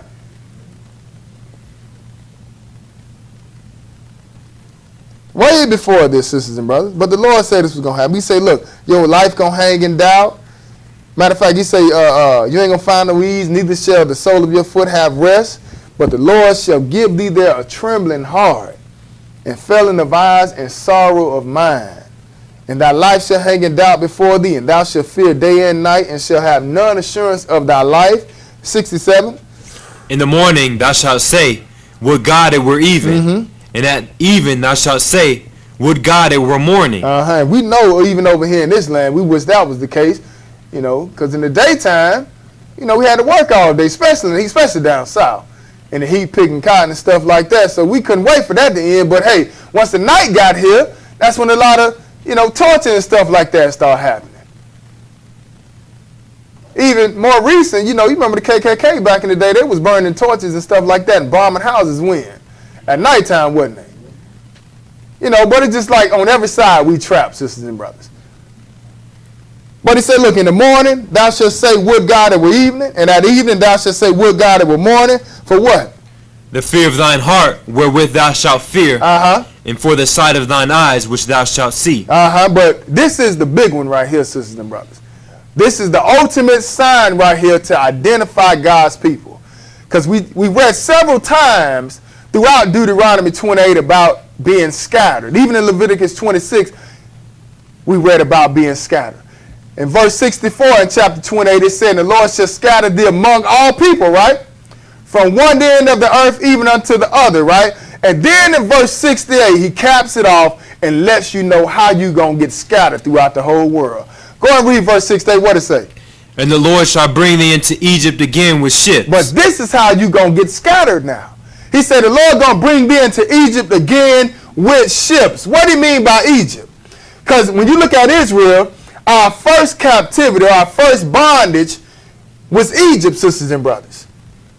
So when you look at Egypt, look at Israel, hey, Israel and, Israel looking at Egypt, that's almost like saying, hey, as soon as we see the word, it's almost like, that's bondage right there. That's why Exodus 20, the Lord said, I'm the Lord thy God that have brought you out of Egypt, out of what? Out of the house of bondage, sisters and brothers. So now the Lord is saying, I'm going to scatter you if you disobey what I say. I'm going to scatter you from one end of heaven to the other, right? And then he goes on to tell you how he going to do it. In other words, what's going to be the mode of transportation to get you from point A to point B. And he says, and the Lord shall bring thee into Egypt again. Not talking about the previous Egypt that he just delivered us out of, but now I'm going to take you into a worldwide Egypt, right? Because he said, I'm going to scatter you from one end of heaven to the other, right? Now he's telling you how. He said, look, and the Lord shall bring thee into Egypt again with ships. What else?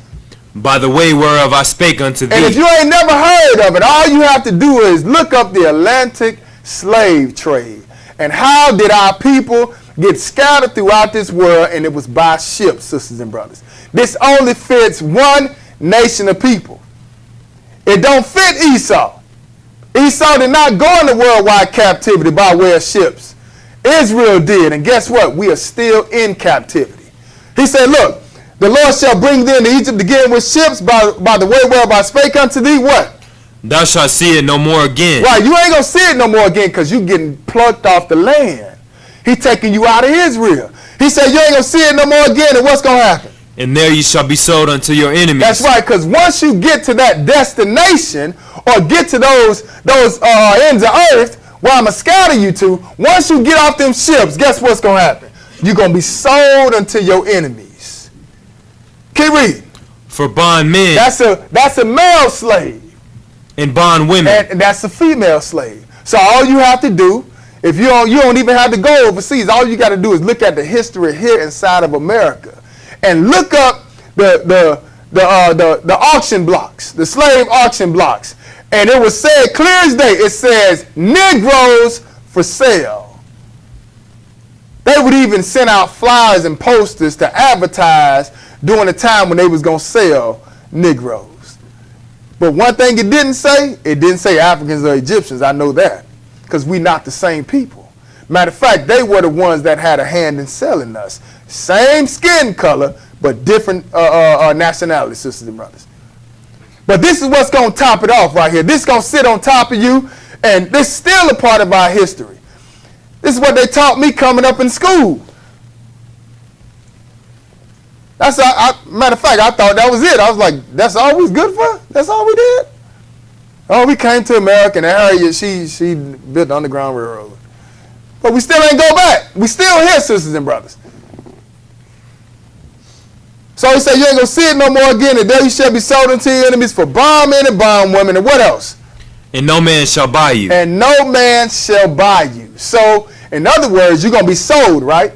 That has to happen first. The first thing he says here, you're going he going to see you in Egypt again with ships. Then he say, you're going to be sold unto your enemies. So let's establish that first, right? First thing going to happen, you're going to be sold, correct? Then he turns around and says, and ain't nobody going to buy you. In other words, ain't nobody going to redeem you or set you free. So regardless of all the different movements we've had, all the different leaders that tried to come up and help us out, guess what? Wasn't none of it good enough, sisters and brothers.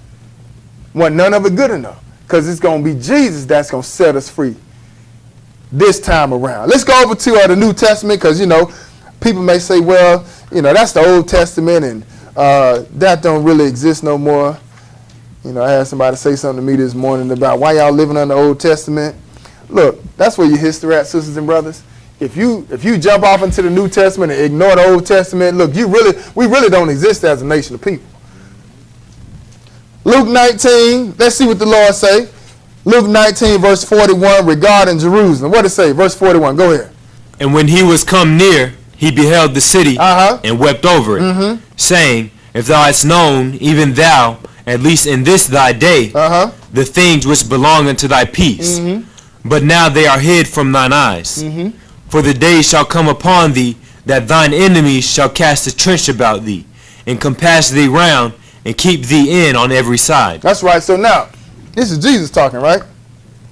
And he said, look, if thou had known, even thou, at least in this thy day, the things which belong unto thy peace.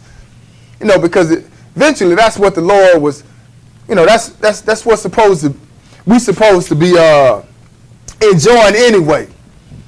Being in our land, number peace going on, having a good time. That's what's supposed to be happening with us, sisters and brothers.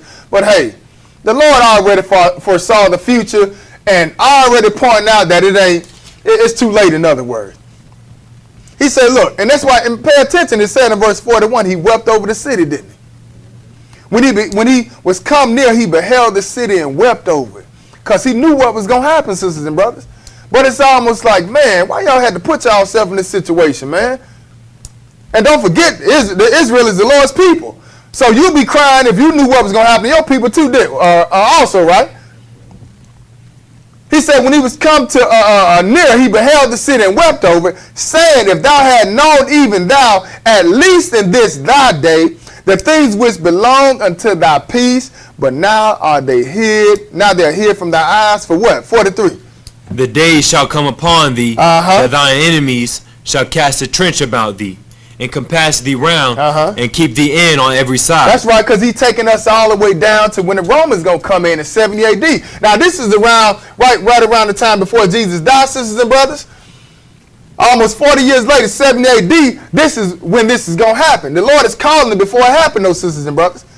He said, look, for the day shall come upon thee, that thy enemies shall cast a trench about thee, and compass thee round, and keep thee in on every side. In other words, they're going to dig a trench around the city, and once Rome come up in there, hey, Israel ain't going to be able to escape. Go on and read, what else? And shall lay thee even with the ground, and thy children within thee, and they shall not leave in thee one stone upon another, because thou knewest not the time of thy visitation. That's right, going to be a bad time. Go on to Luke 21. Let's look at it a little bit more. Luke chapter 21. Luke 21. And pick this up at verse 20. Just looking at it a little bit more. Go ahead and read.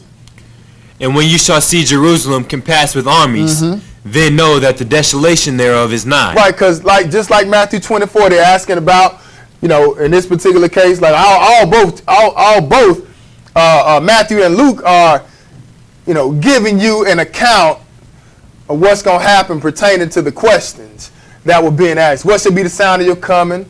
When shall these things be? What should be the sound of your coming and the end of the world? Because both places they were showing Jesus, you know, the buildings of the temple. And the Lord mainly told him, look, you ain't got to worry about that because all that stuff going to be destroyed. And they ask him, well, when shall these things be? What's going to be the sign of your coming and the end of the world? Luke goes more into, what happened during the time of the Romans when they came in. And this is what the Lord is responding to. He said, look, and when you shall see Jerusalem compassed with armies, then know that the desolation thereof is not. In other words, when you see them encircle Jerusalem, remember he said they're going to cast a trench about the city, right? And keep thee in on every side.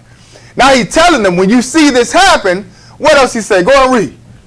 Then let them which are in Judea flee to the mountains. Right, so if you're in Judea and you see them start to come around the city, hey, you need to get on up out of there. Go and flee into the mountains. What else? And let them which are in the midst of it depart out. Right, so if you're in the midst of the city, go ahead and get out of there.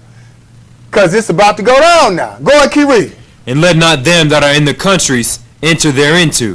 So if you're in the country, don't go down into Jerusalem, man. Because they're getting ready to surround the city, and they're going to go ahead and take it out. This is what we talk about 7 AD, or this is also considered the siege, sisters and brothers, what we read about in Deuteronomy 28. That's why, because they're going to stop food from getting in there also. That's why that brother ain't going to be able to feed his kid. When they talk about he going to eat his flesh, not literally talking about, in other words, the stuff that he should be given to them to take care of them, to feed them. Hey, he going to be eating it for himself, sisters and brothers.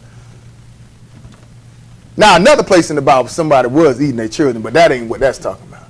Go on and read. What else to say? What's that? 22. For these be the days of vengeance, that all things which are written may be fulfilled. Oh, you see that? Well, what was it written at? We read in Deuteronomy 28, didn't we?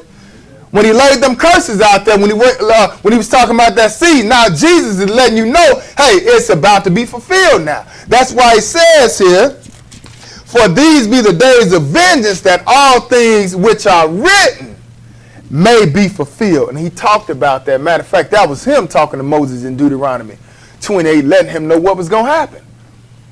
So you still having this, you still got this going on in the New Testament, sisters and brothers. And to top it off, guess what? We still got captivity or slavery in the New Testament. Go on, keep reading. What else to say? But woe unto them that are with child, and to them that give suck in those days. For there shall be great distress in the land, and wrath upon his people. And they shall fall by the edge of the sword, and shall be led away captive into all nations. Oh, okay, but I just thought the Old Testament is hitting on that, right? Even Jesus is talking about in the New Testament, ain't he?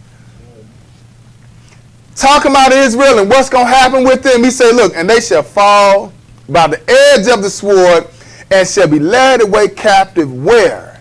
Into all nations. Into all nations. But he told you about that in Deuteronomy, didn't he? He said he's going to scatter you from one end of the earth to the other, didn't he? Then he said he's going to do it by ships. Now the Lord is letting you know, hey, this is what's going to start it off. When they come and destroy Jerusalem, because look, in order for us to get scattered, sisters and brothers, you got to get us out the land. Because we in the land, hey, there is some sense of hope, ain't it? That's why Jeremiah 17, the Lord was, he was bargaining with us about just keeping the Sabbath. Look, we keep the Sabbath, man, there's some hope. Because he didn't want to send us into captivity. We were disobeying God. He didn't want to throw us out of the land. Like you take people out of their land, sisters and brothers, for the most part, you can wipe their history out. Why do you think we don't know who we are? Because you take us out the land, you take their history and everything, sisters and brothers. But he said, look, they're going to fall by the edge of the sword, shall be led away captive in all nations. That started off in 70 AD. We still hung around, tried to fight a little bit. And for the most part, around 133 AD, if I got those numbers right, that's when we got out of there for good. We was among over there, we was scattered throughout the Mediterranean. Then later on, the slave trade started. Then that's when we started getting taken out by ships, sisters and brothers. Went down there when the Romans came into Egypt. We ran down, when the Romans came into Jerusalem, we ran down into Egypt to hide among the Egyptians. And the dirty Africans, what they did was they pushed us down to the western part, pushed us down toward the Gold Coast of Africa.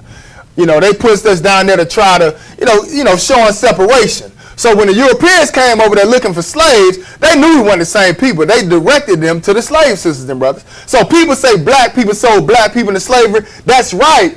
But Africans and Negroes are not the same people, sisters and brothers. Two completely different people.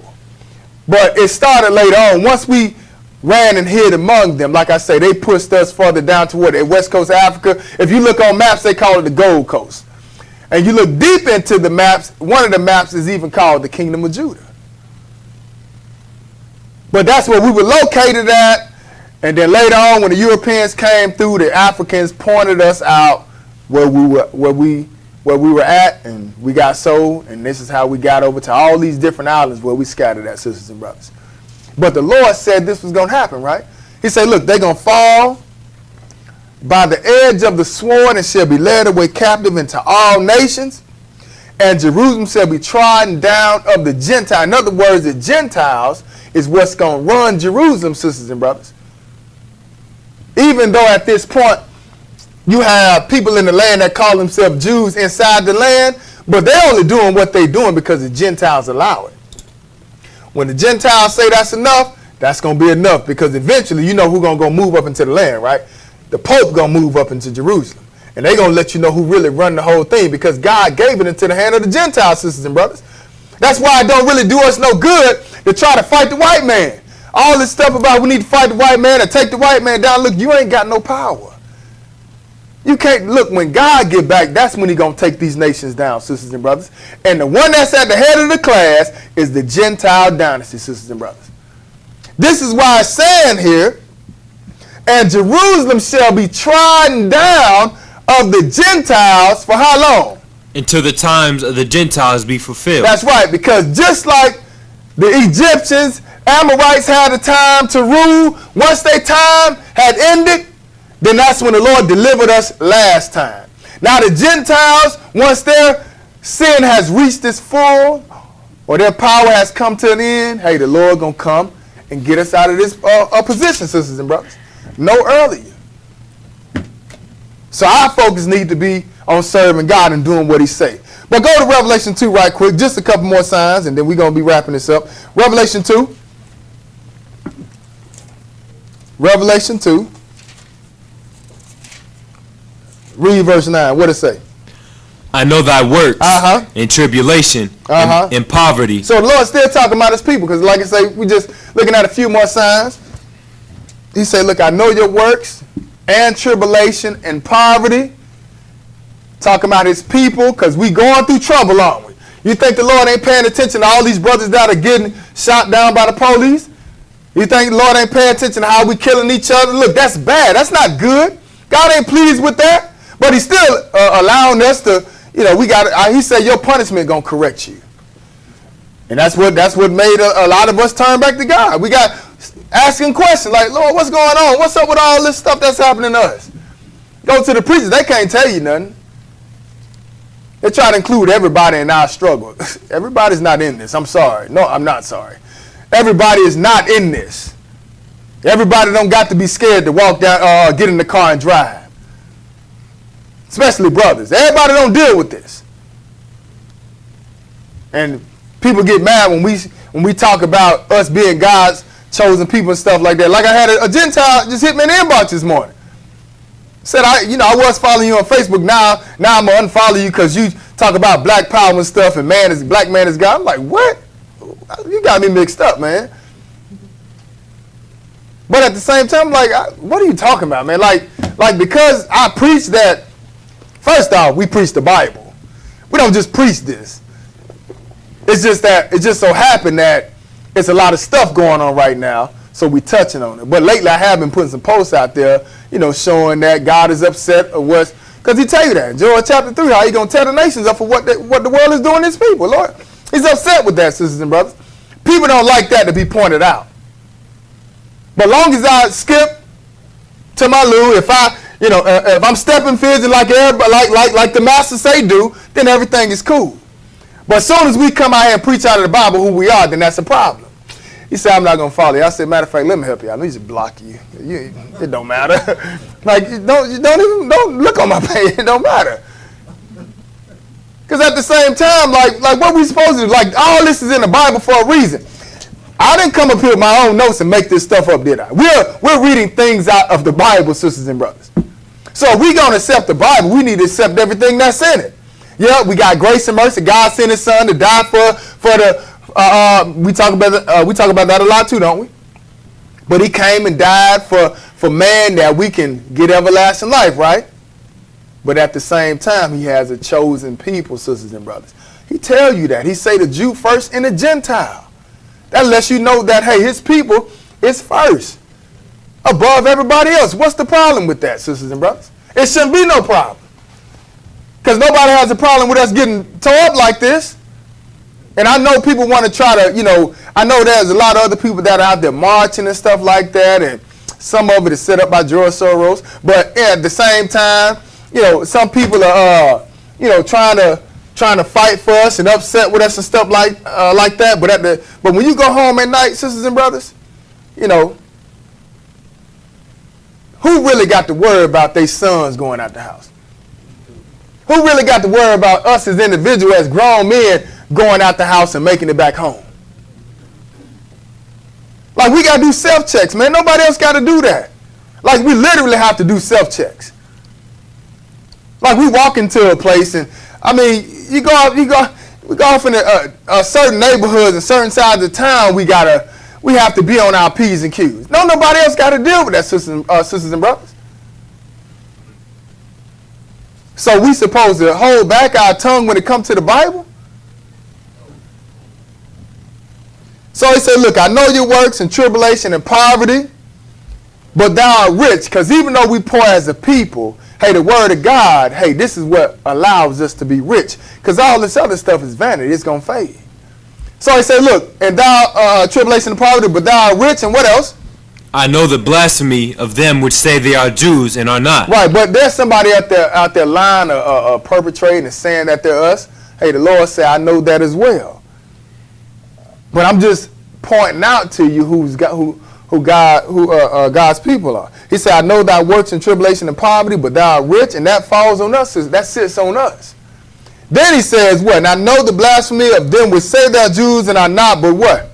Are the synagogue of Satan. That's right. Go over to Isaiah 42. And we got 3 more places after this. Isaiah 42.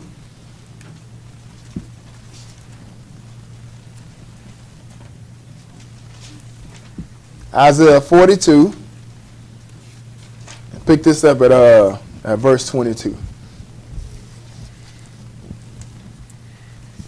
Isaiah 42 and verse 22. Go and read that. But this is a people robbed and spoiled. Mm-hmm. They are all of them snared in holes, and they are hid in prison houses. You see that? He said, but this is a people robbed and spoiled, right? They are all of them snared in holes. Talking about the Lord's people, we robbed and spoiled. Everybody taking advantage of us. That's why you look in some certain neighborhoods, sisters and brothers, you can compare it to good neighborhoods. Go in some of the grocery stores, you're going to have some of the best products over there. Then you go off into the hood, you're going to get the refuse or the bad stuff, sisters and brothers. Everybody taking advantage of you. They sell you the bad stuff. Matter of fact, they set up all these different things in our neighborhoods and you ain't got nothing. But they say, look, this is the people robbed and spoiled, right? It's been going on for some time. Everybody taking advantage of God's people. Just identifying who it is. He say, look, but this is the people robbed and spoiled. What else? They are all of them snared in holes. They're all snared in holes. In other words, we trapped. Ain't no way out. We're all snared in holes. What else? And they are hid in prison houses. And they're hid in the library. They're hid in college and institutions. He said they're hid in prison houses, sisters and brothers. This is how you find out God's people. He said they're hid in prison houses. What else? They are for a prey. And he ain't talking about they praying for you. He said they're for a prey. In other words, they're hunted. This is why you see this stuff going on out here. He said they're for a prey. Keep reading. What else? And none deliver it. And don't nobody deliver them. Keep reading. For a spoil. And none saith restore. And ain't nobody talking about reparations. How is it that, Japanese dropped a bomb on Pearl Harbor, didn't they? They gave them reparations. And when we talk about reparations, they're like, we ain't giving y'all nothing. It's almost like they saying y'all deserve this trouble y'all in.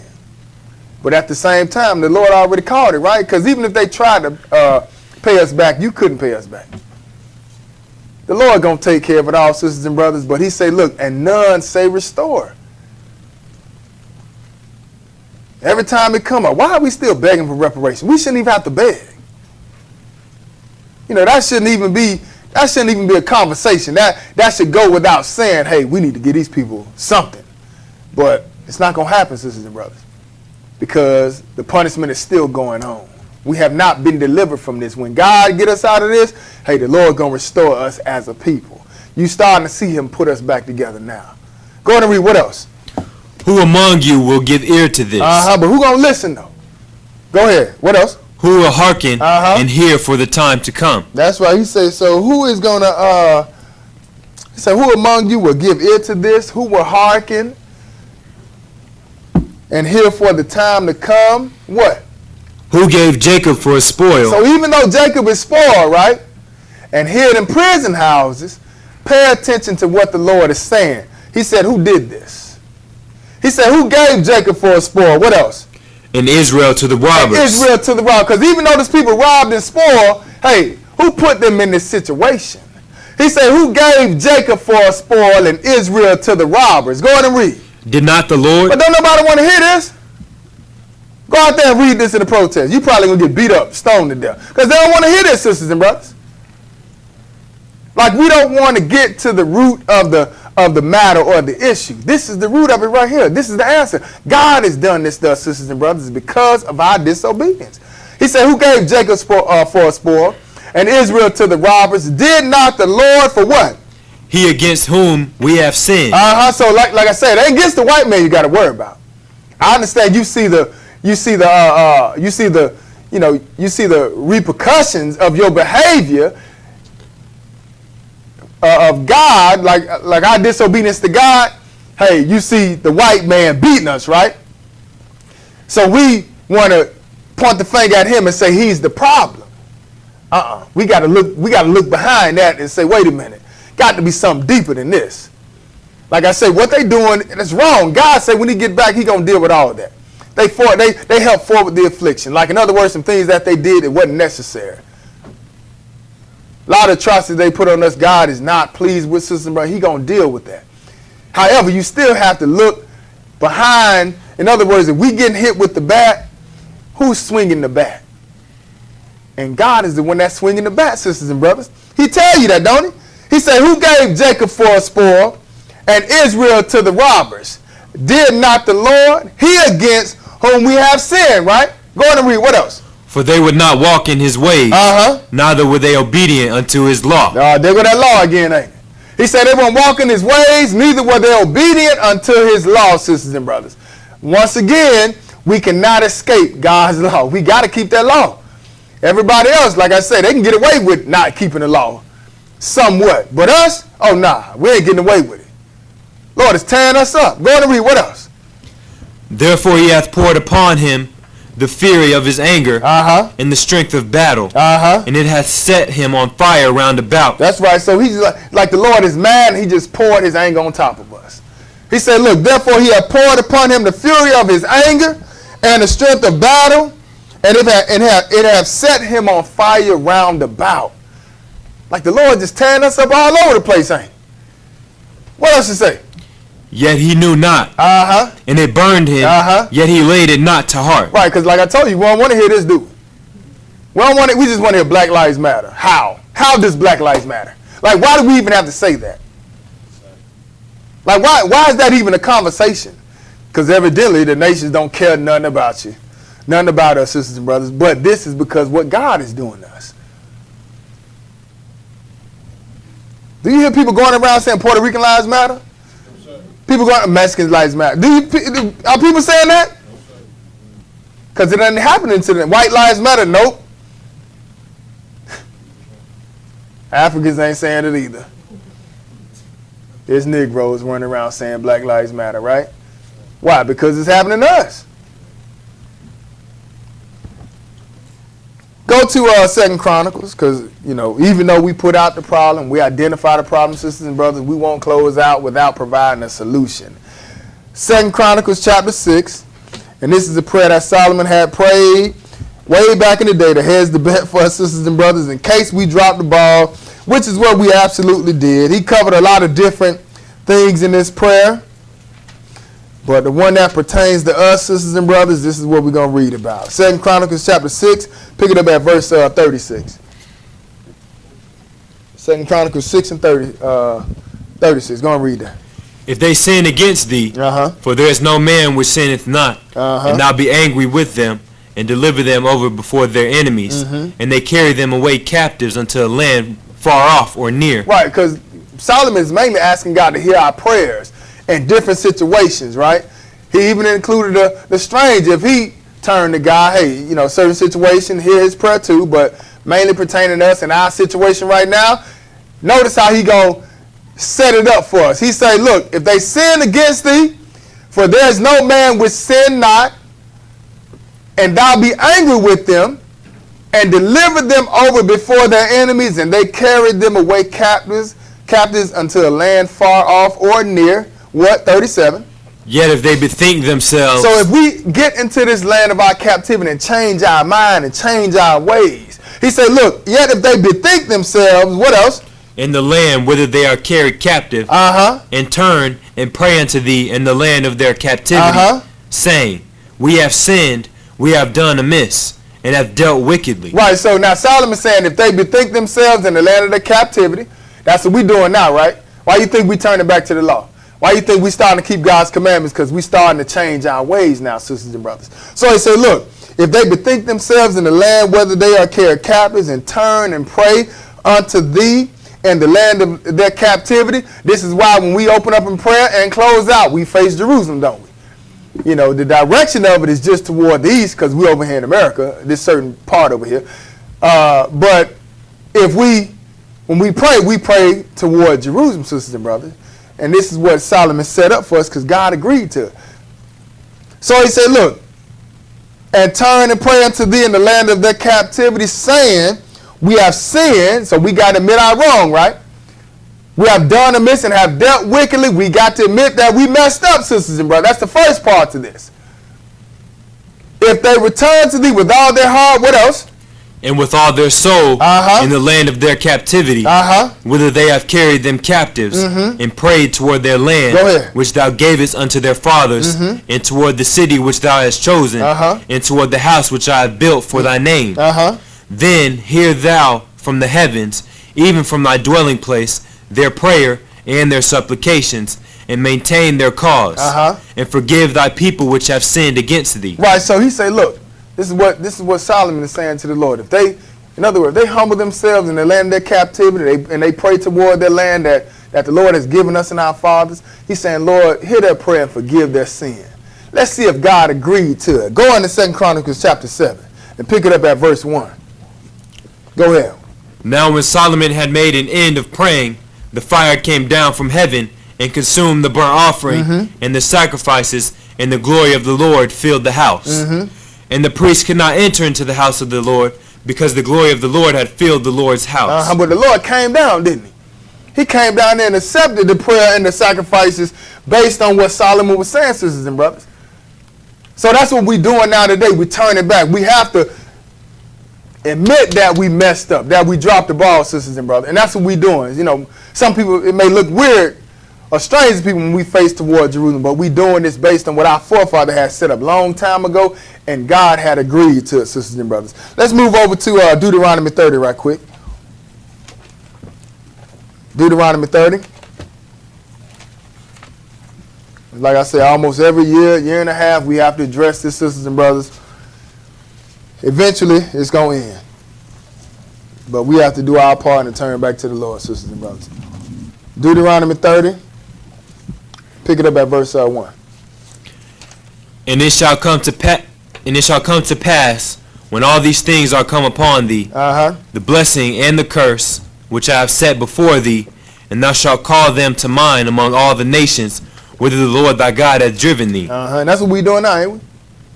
He say, look, it's going to come to mind when all these things that come upon thee, the blessing and the curse, which I have set before thee, and thou shalt call them to mind among the nations, whither the Lord thy God have driven thee. And that's what's starting to happen now. That's why we're waking up now and starting to realize that the Bible talking about us. You know, so he kind of laying out, it's almost like he's laying out step by step what's going to happen before he returns. First thing we're going to do, we're going to call to mind the blessing and the curse. We even go back to, you know, we find out now that, hey, David and Solomon and all those kings before us, those were our people, sisters. Jesus, hey, that all that belonged to us. But at the same time, we woke up under the curses, didn't we? But all this starting to make sense now. We starting to realize that this is all talking about us, sisters and brothers, but this is coming to mind where? In the land of our captives. But he said it's going to come to pass when all these things that come upon thee, the blessing and the curse, which I have set before thee, and thou shalt call them to mind among all the nations whither the Lord thy God hath driven thee. And this is the Lord calling this out before we even got scattered, sisters and brothers. He's telling you the end of the world way back in Deuteronomy how it's going to happen. This is why the Old Testament is very important. What is he saying in verse 2 though?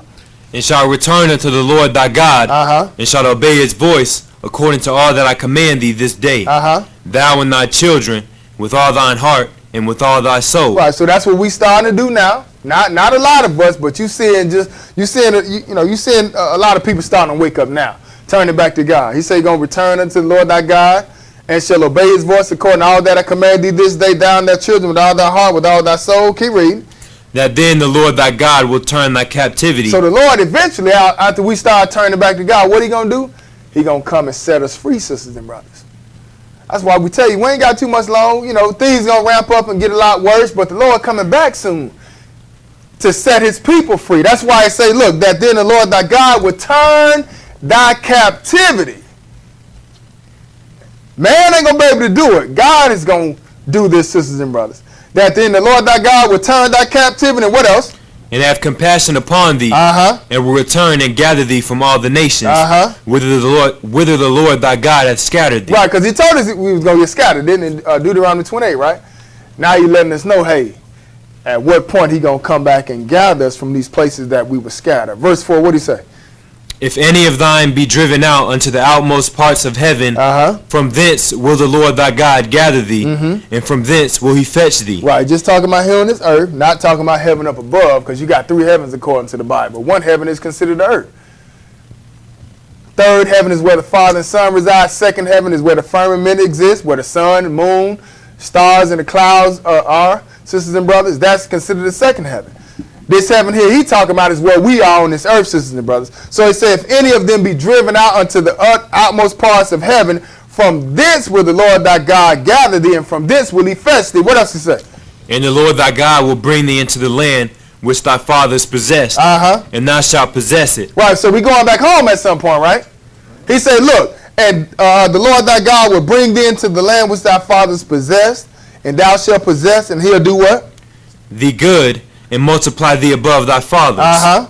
And the Lord thy God will circumcise thine heart, and the heart of thy seed, to the love the Lord thy God with all thine heart, and with all thy soul, that thou mayest live. That's right, because, hey, he's going to get that flesh out the way, sisters and brothers. That's one reason we're in this mess in the first place, trying to hold on to things we want to do.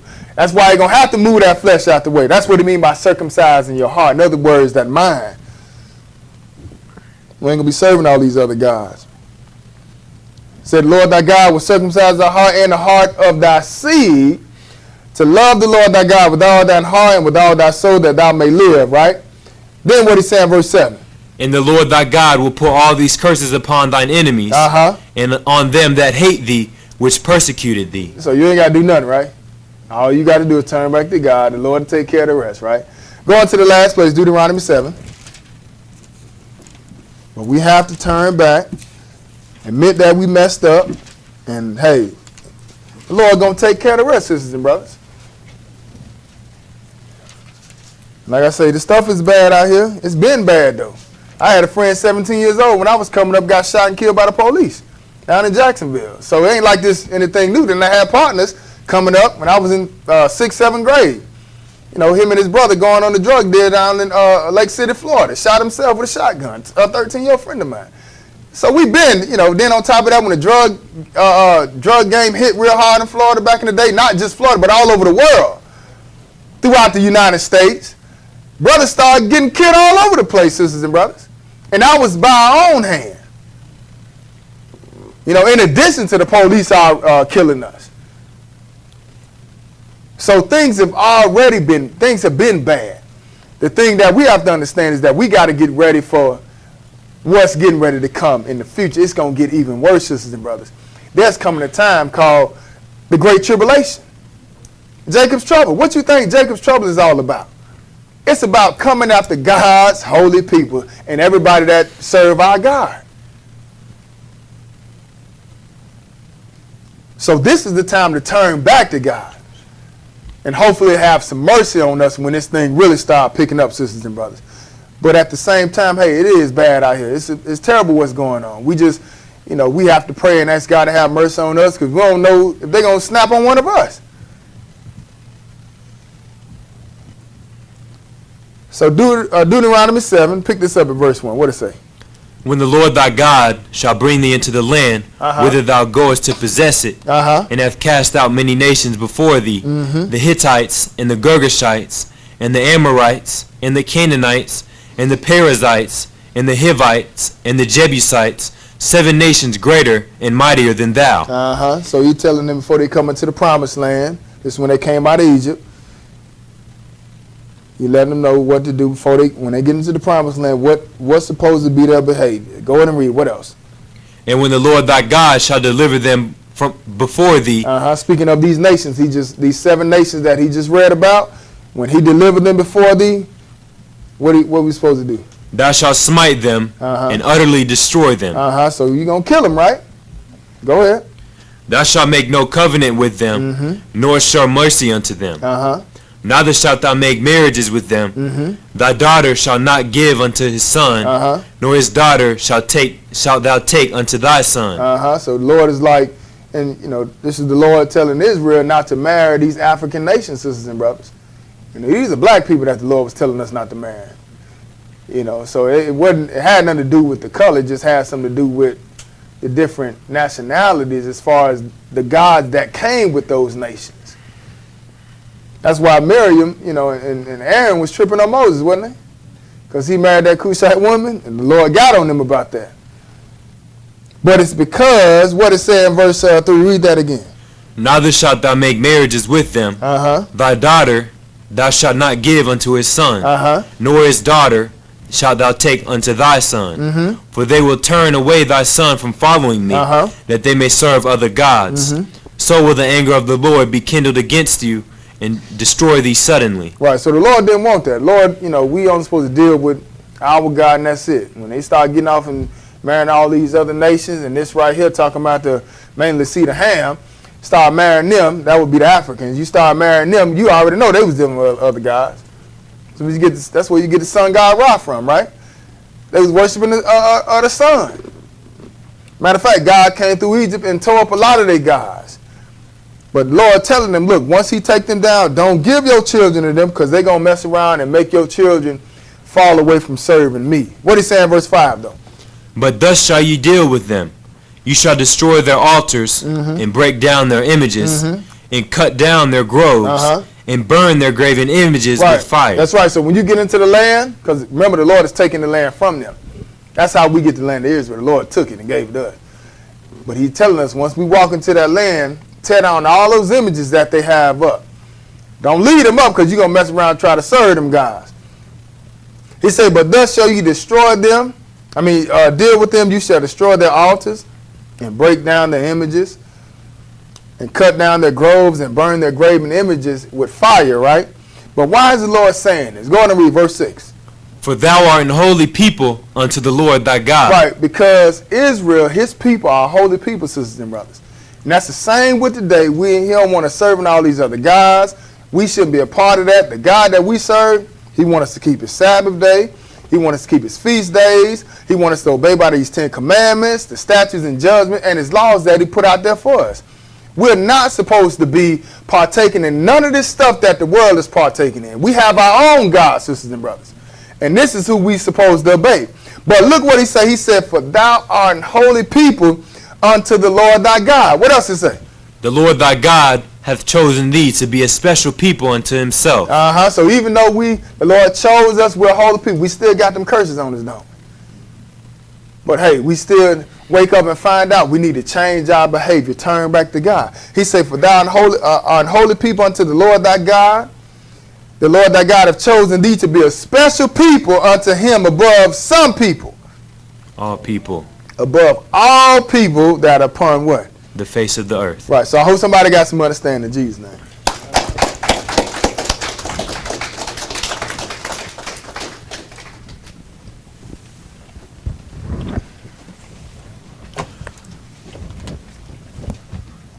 slow down.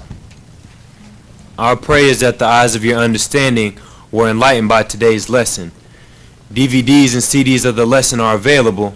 Please place your order in the offering box along with your donation and pick up your DVDs and CDs up at the podium next Sabbath. Please tune in to Thy Kingdom Come television program, which airs in various locations. Also, join us for question and answer Bible study in about an hour from now. And every Wednesday night at 8 p.m. Eastern Standard Time via live stream and or teleconference at 860-970-0010, access code 343-531-334#.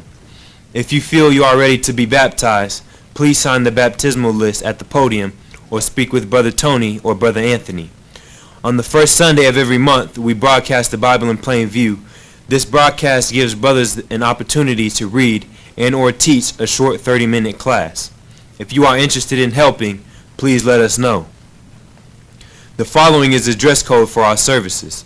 All clothing should be modest in appearance. Nothing tight-fitting, overly baggy, sagging, or revealing should be worn. Men are to remove hats and all head coverings, and women should wear a head covering, such as a hat or a scarf, according to 1 Corinthians 11, verses 1 through 7.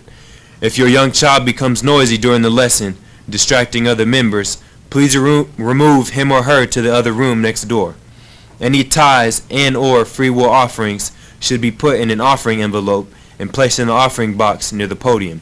Pray for our strength as we pray for you. Until next Sabbath, peace. Peace. All right. So I think that's it. Lord willing, tomorrow we have Bible in plain view. I think around 12 o'clock. And then Israel Get Us Back. I think y'all start back June 28th. So just keep that in mind. That's when they fill that bin up and go give it out to the homeless. Also on the feast, just let me explain something. We don't give food out to the poor. The feast that's cooked up for the Lord, that we use for the feast, that's for the saints, and we do that for the saints. There's a time that we have set aside that we feed the homeless, and I would say y'all get with the right people, or just go and do it anytime. It ain't like got to be no committed, nothing like that. But just what's set aside for the Lord and the feast, we try to keep it to that. But we just make sure everybody gonna eat. But Lord said you're gonna always have the poor with you. You know what I'm saying? So when it comes to the Lord's feast day, let's just keep it like that. Then on top of that, y'all got to run that stuff by me. You know what I'm saying? But that ain't how we do it. But other than that, it's all love. We're gonna go on Face Jerusalem about 5 o'clock. We'll have Q&A Bible study.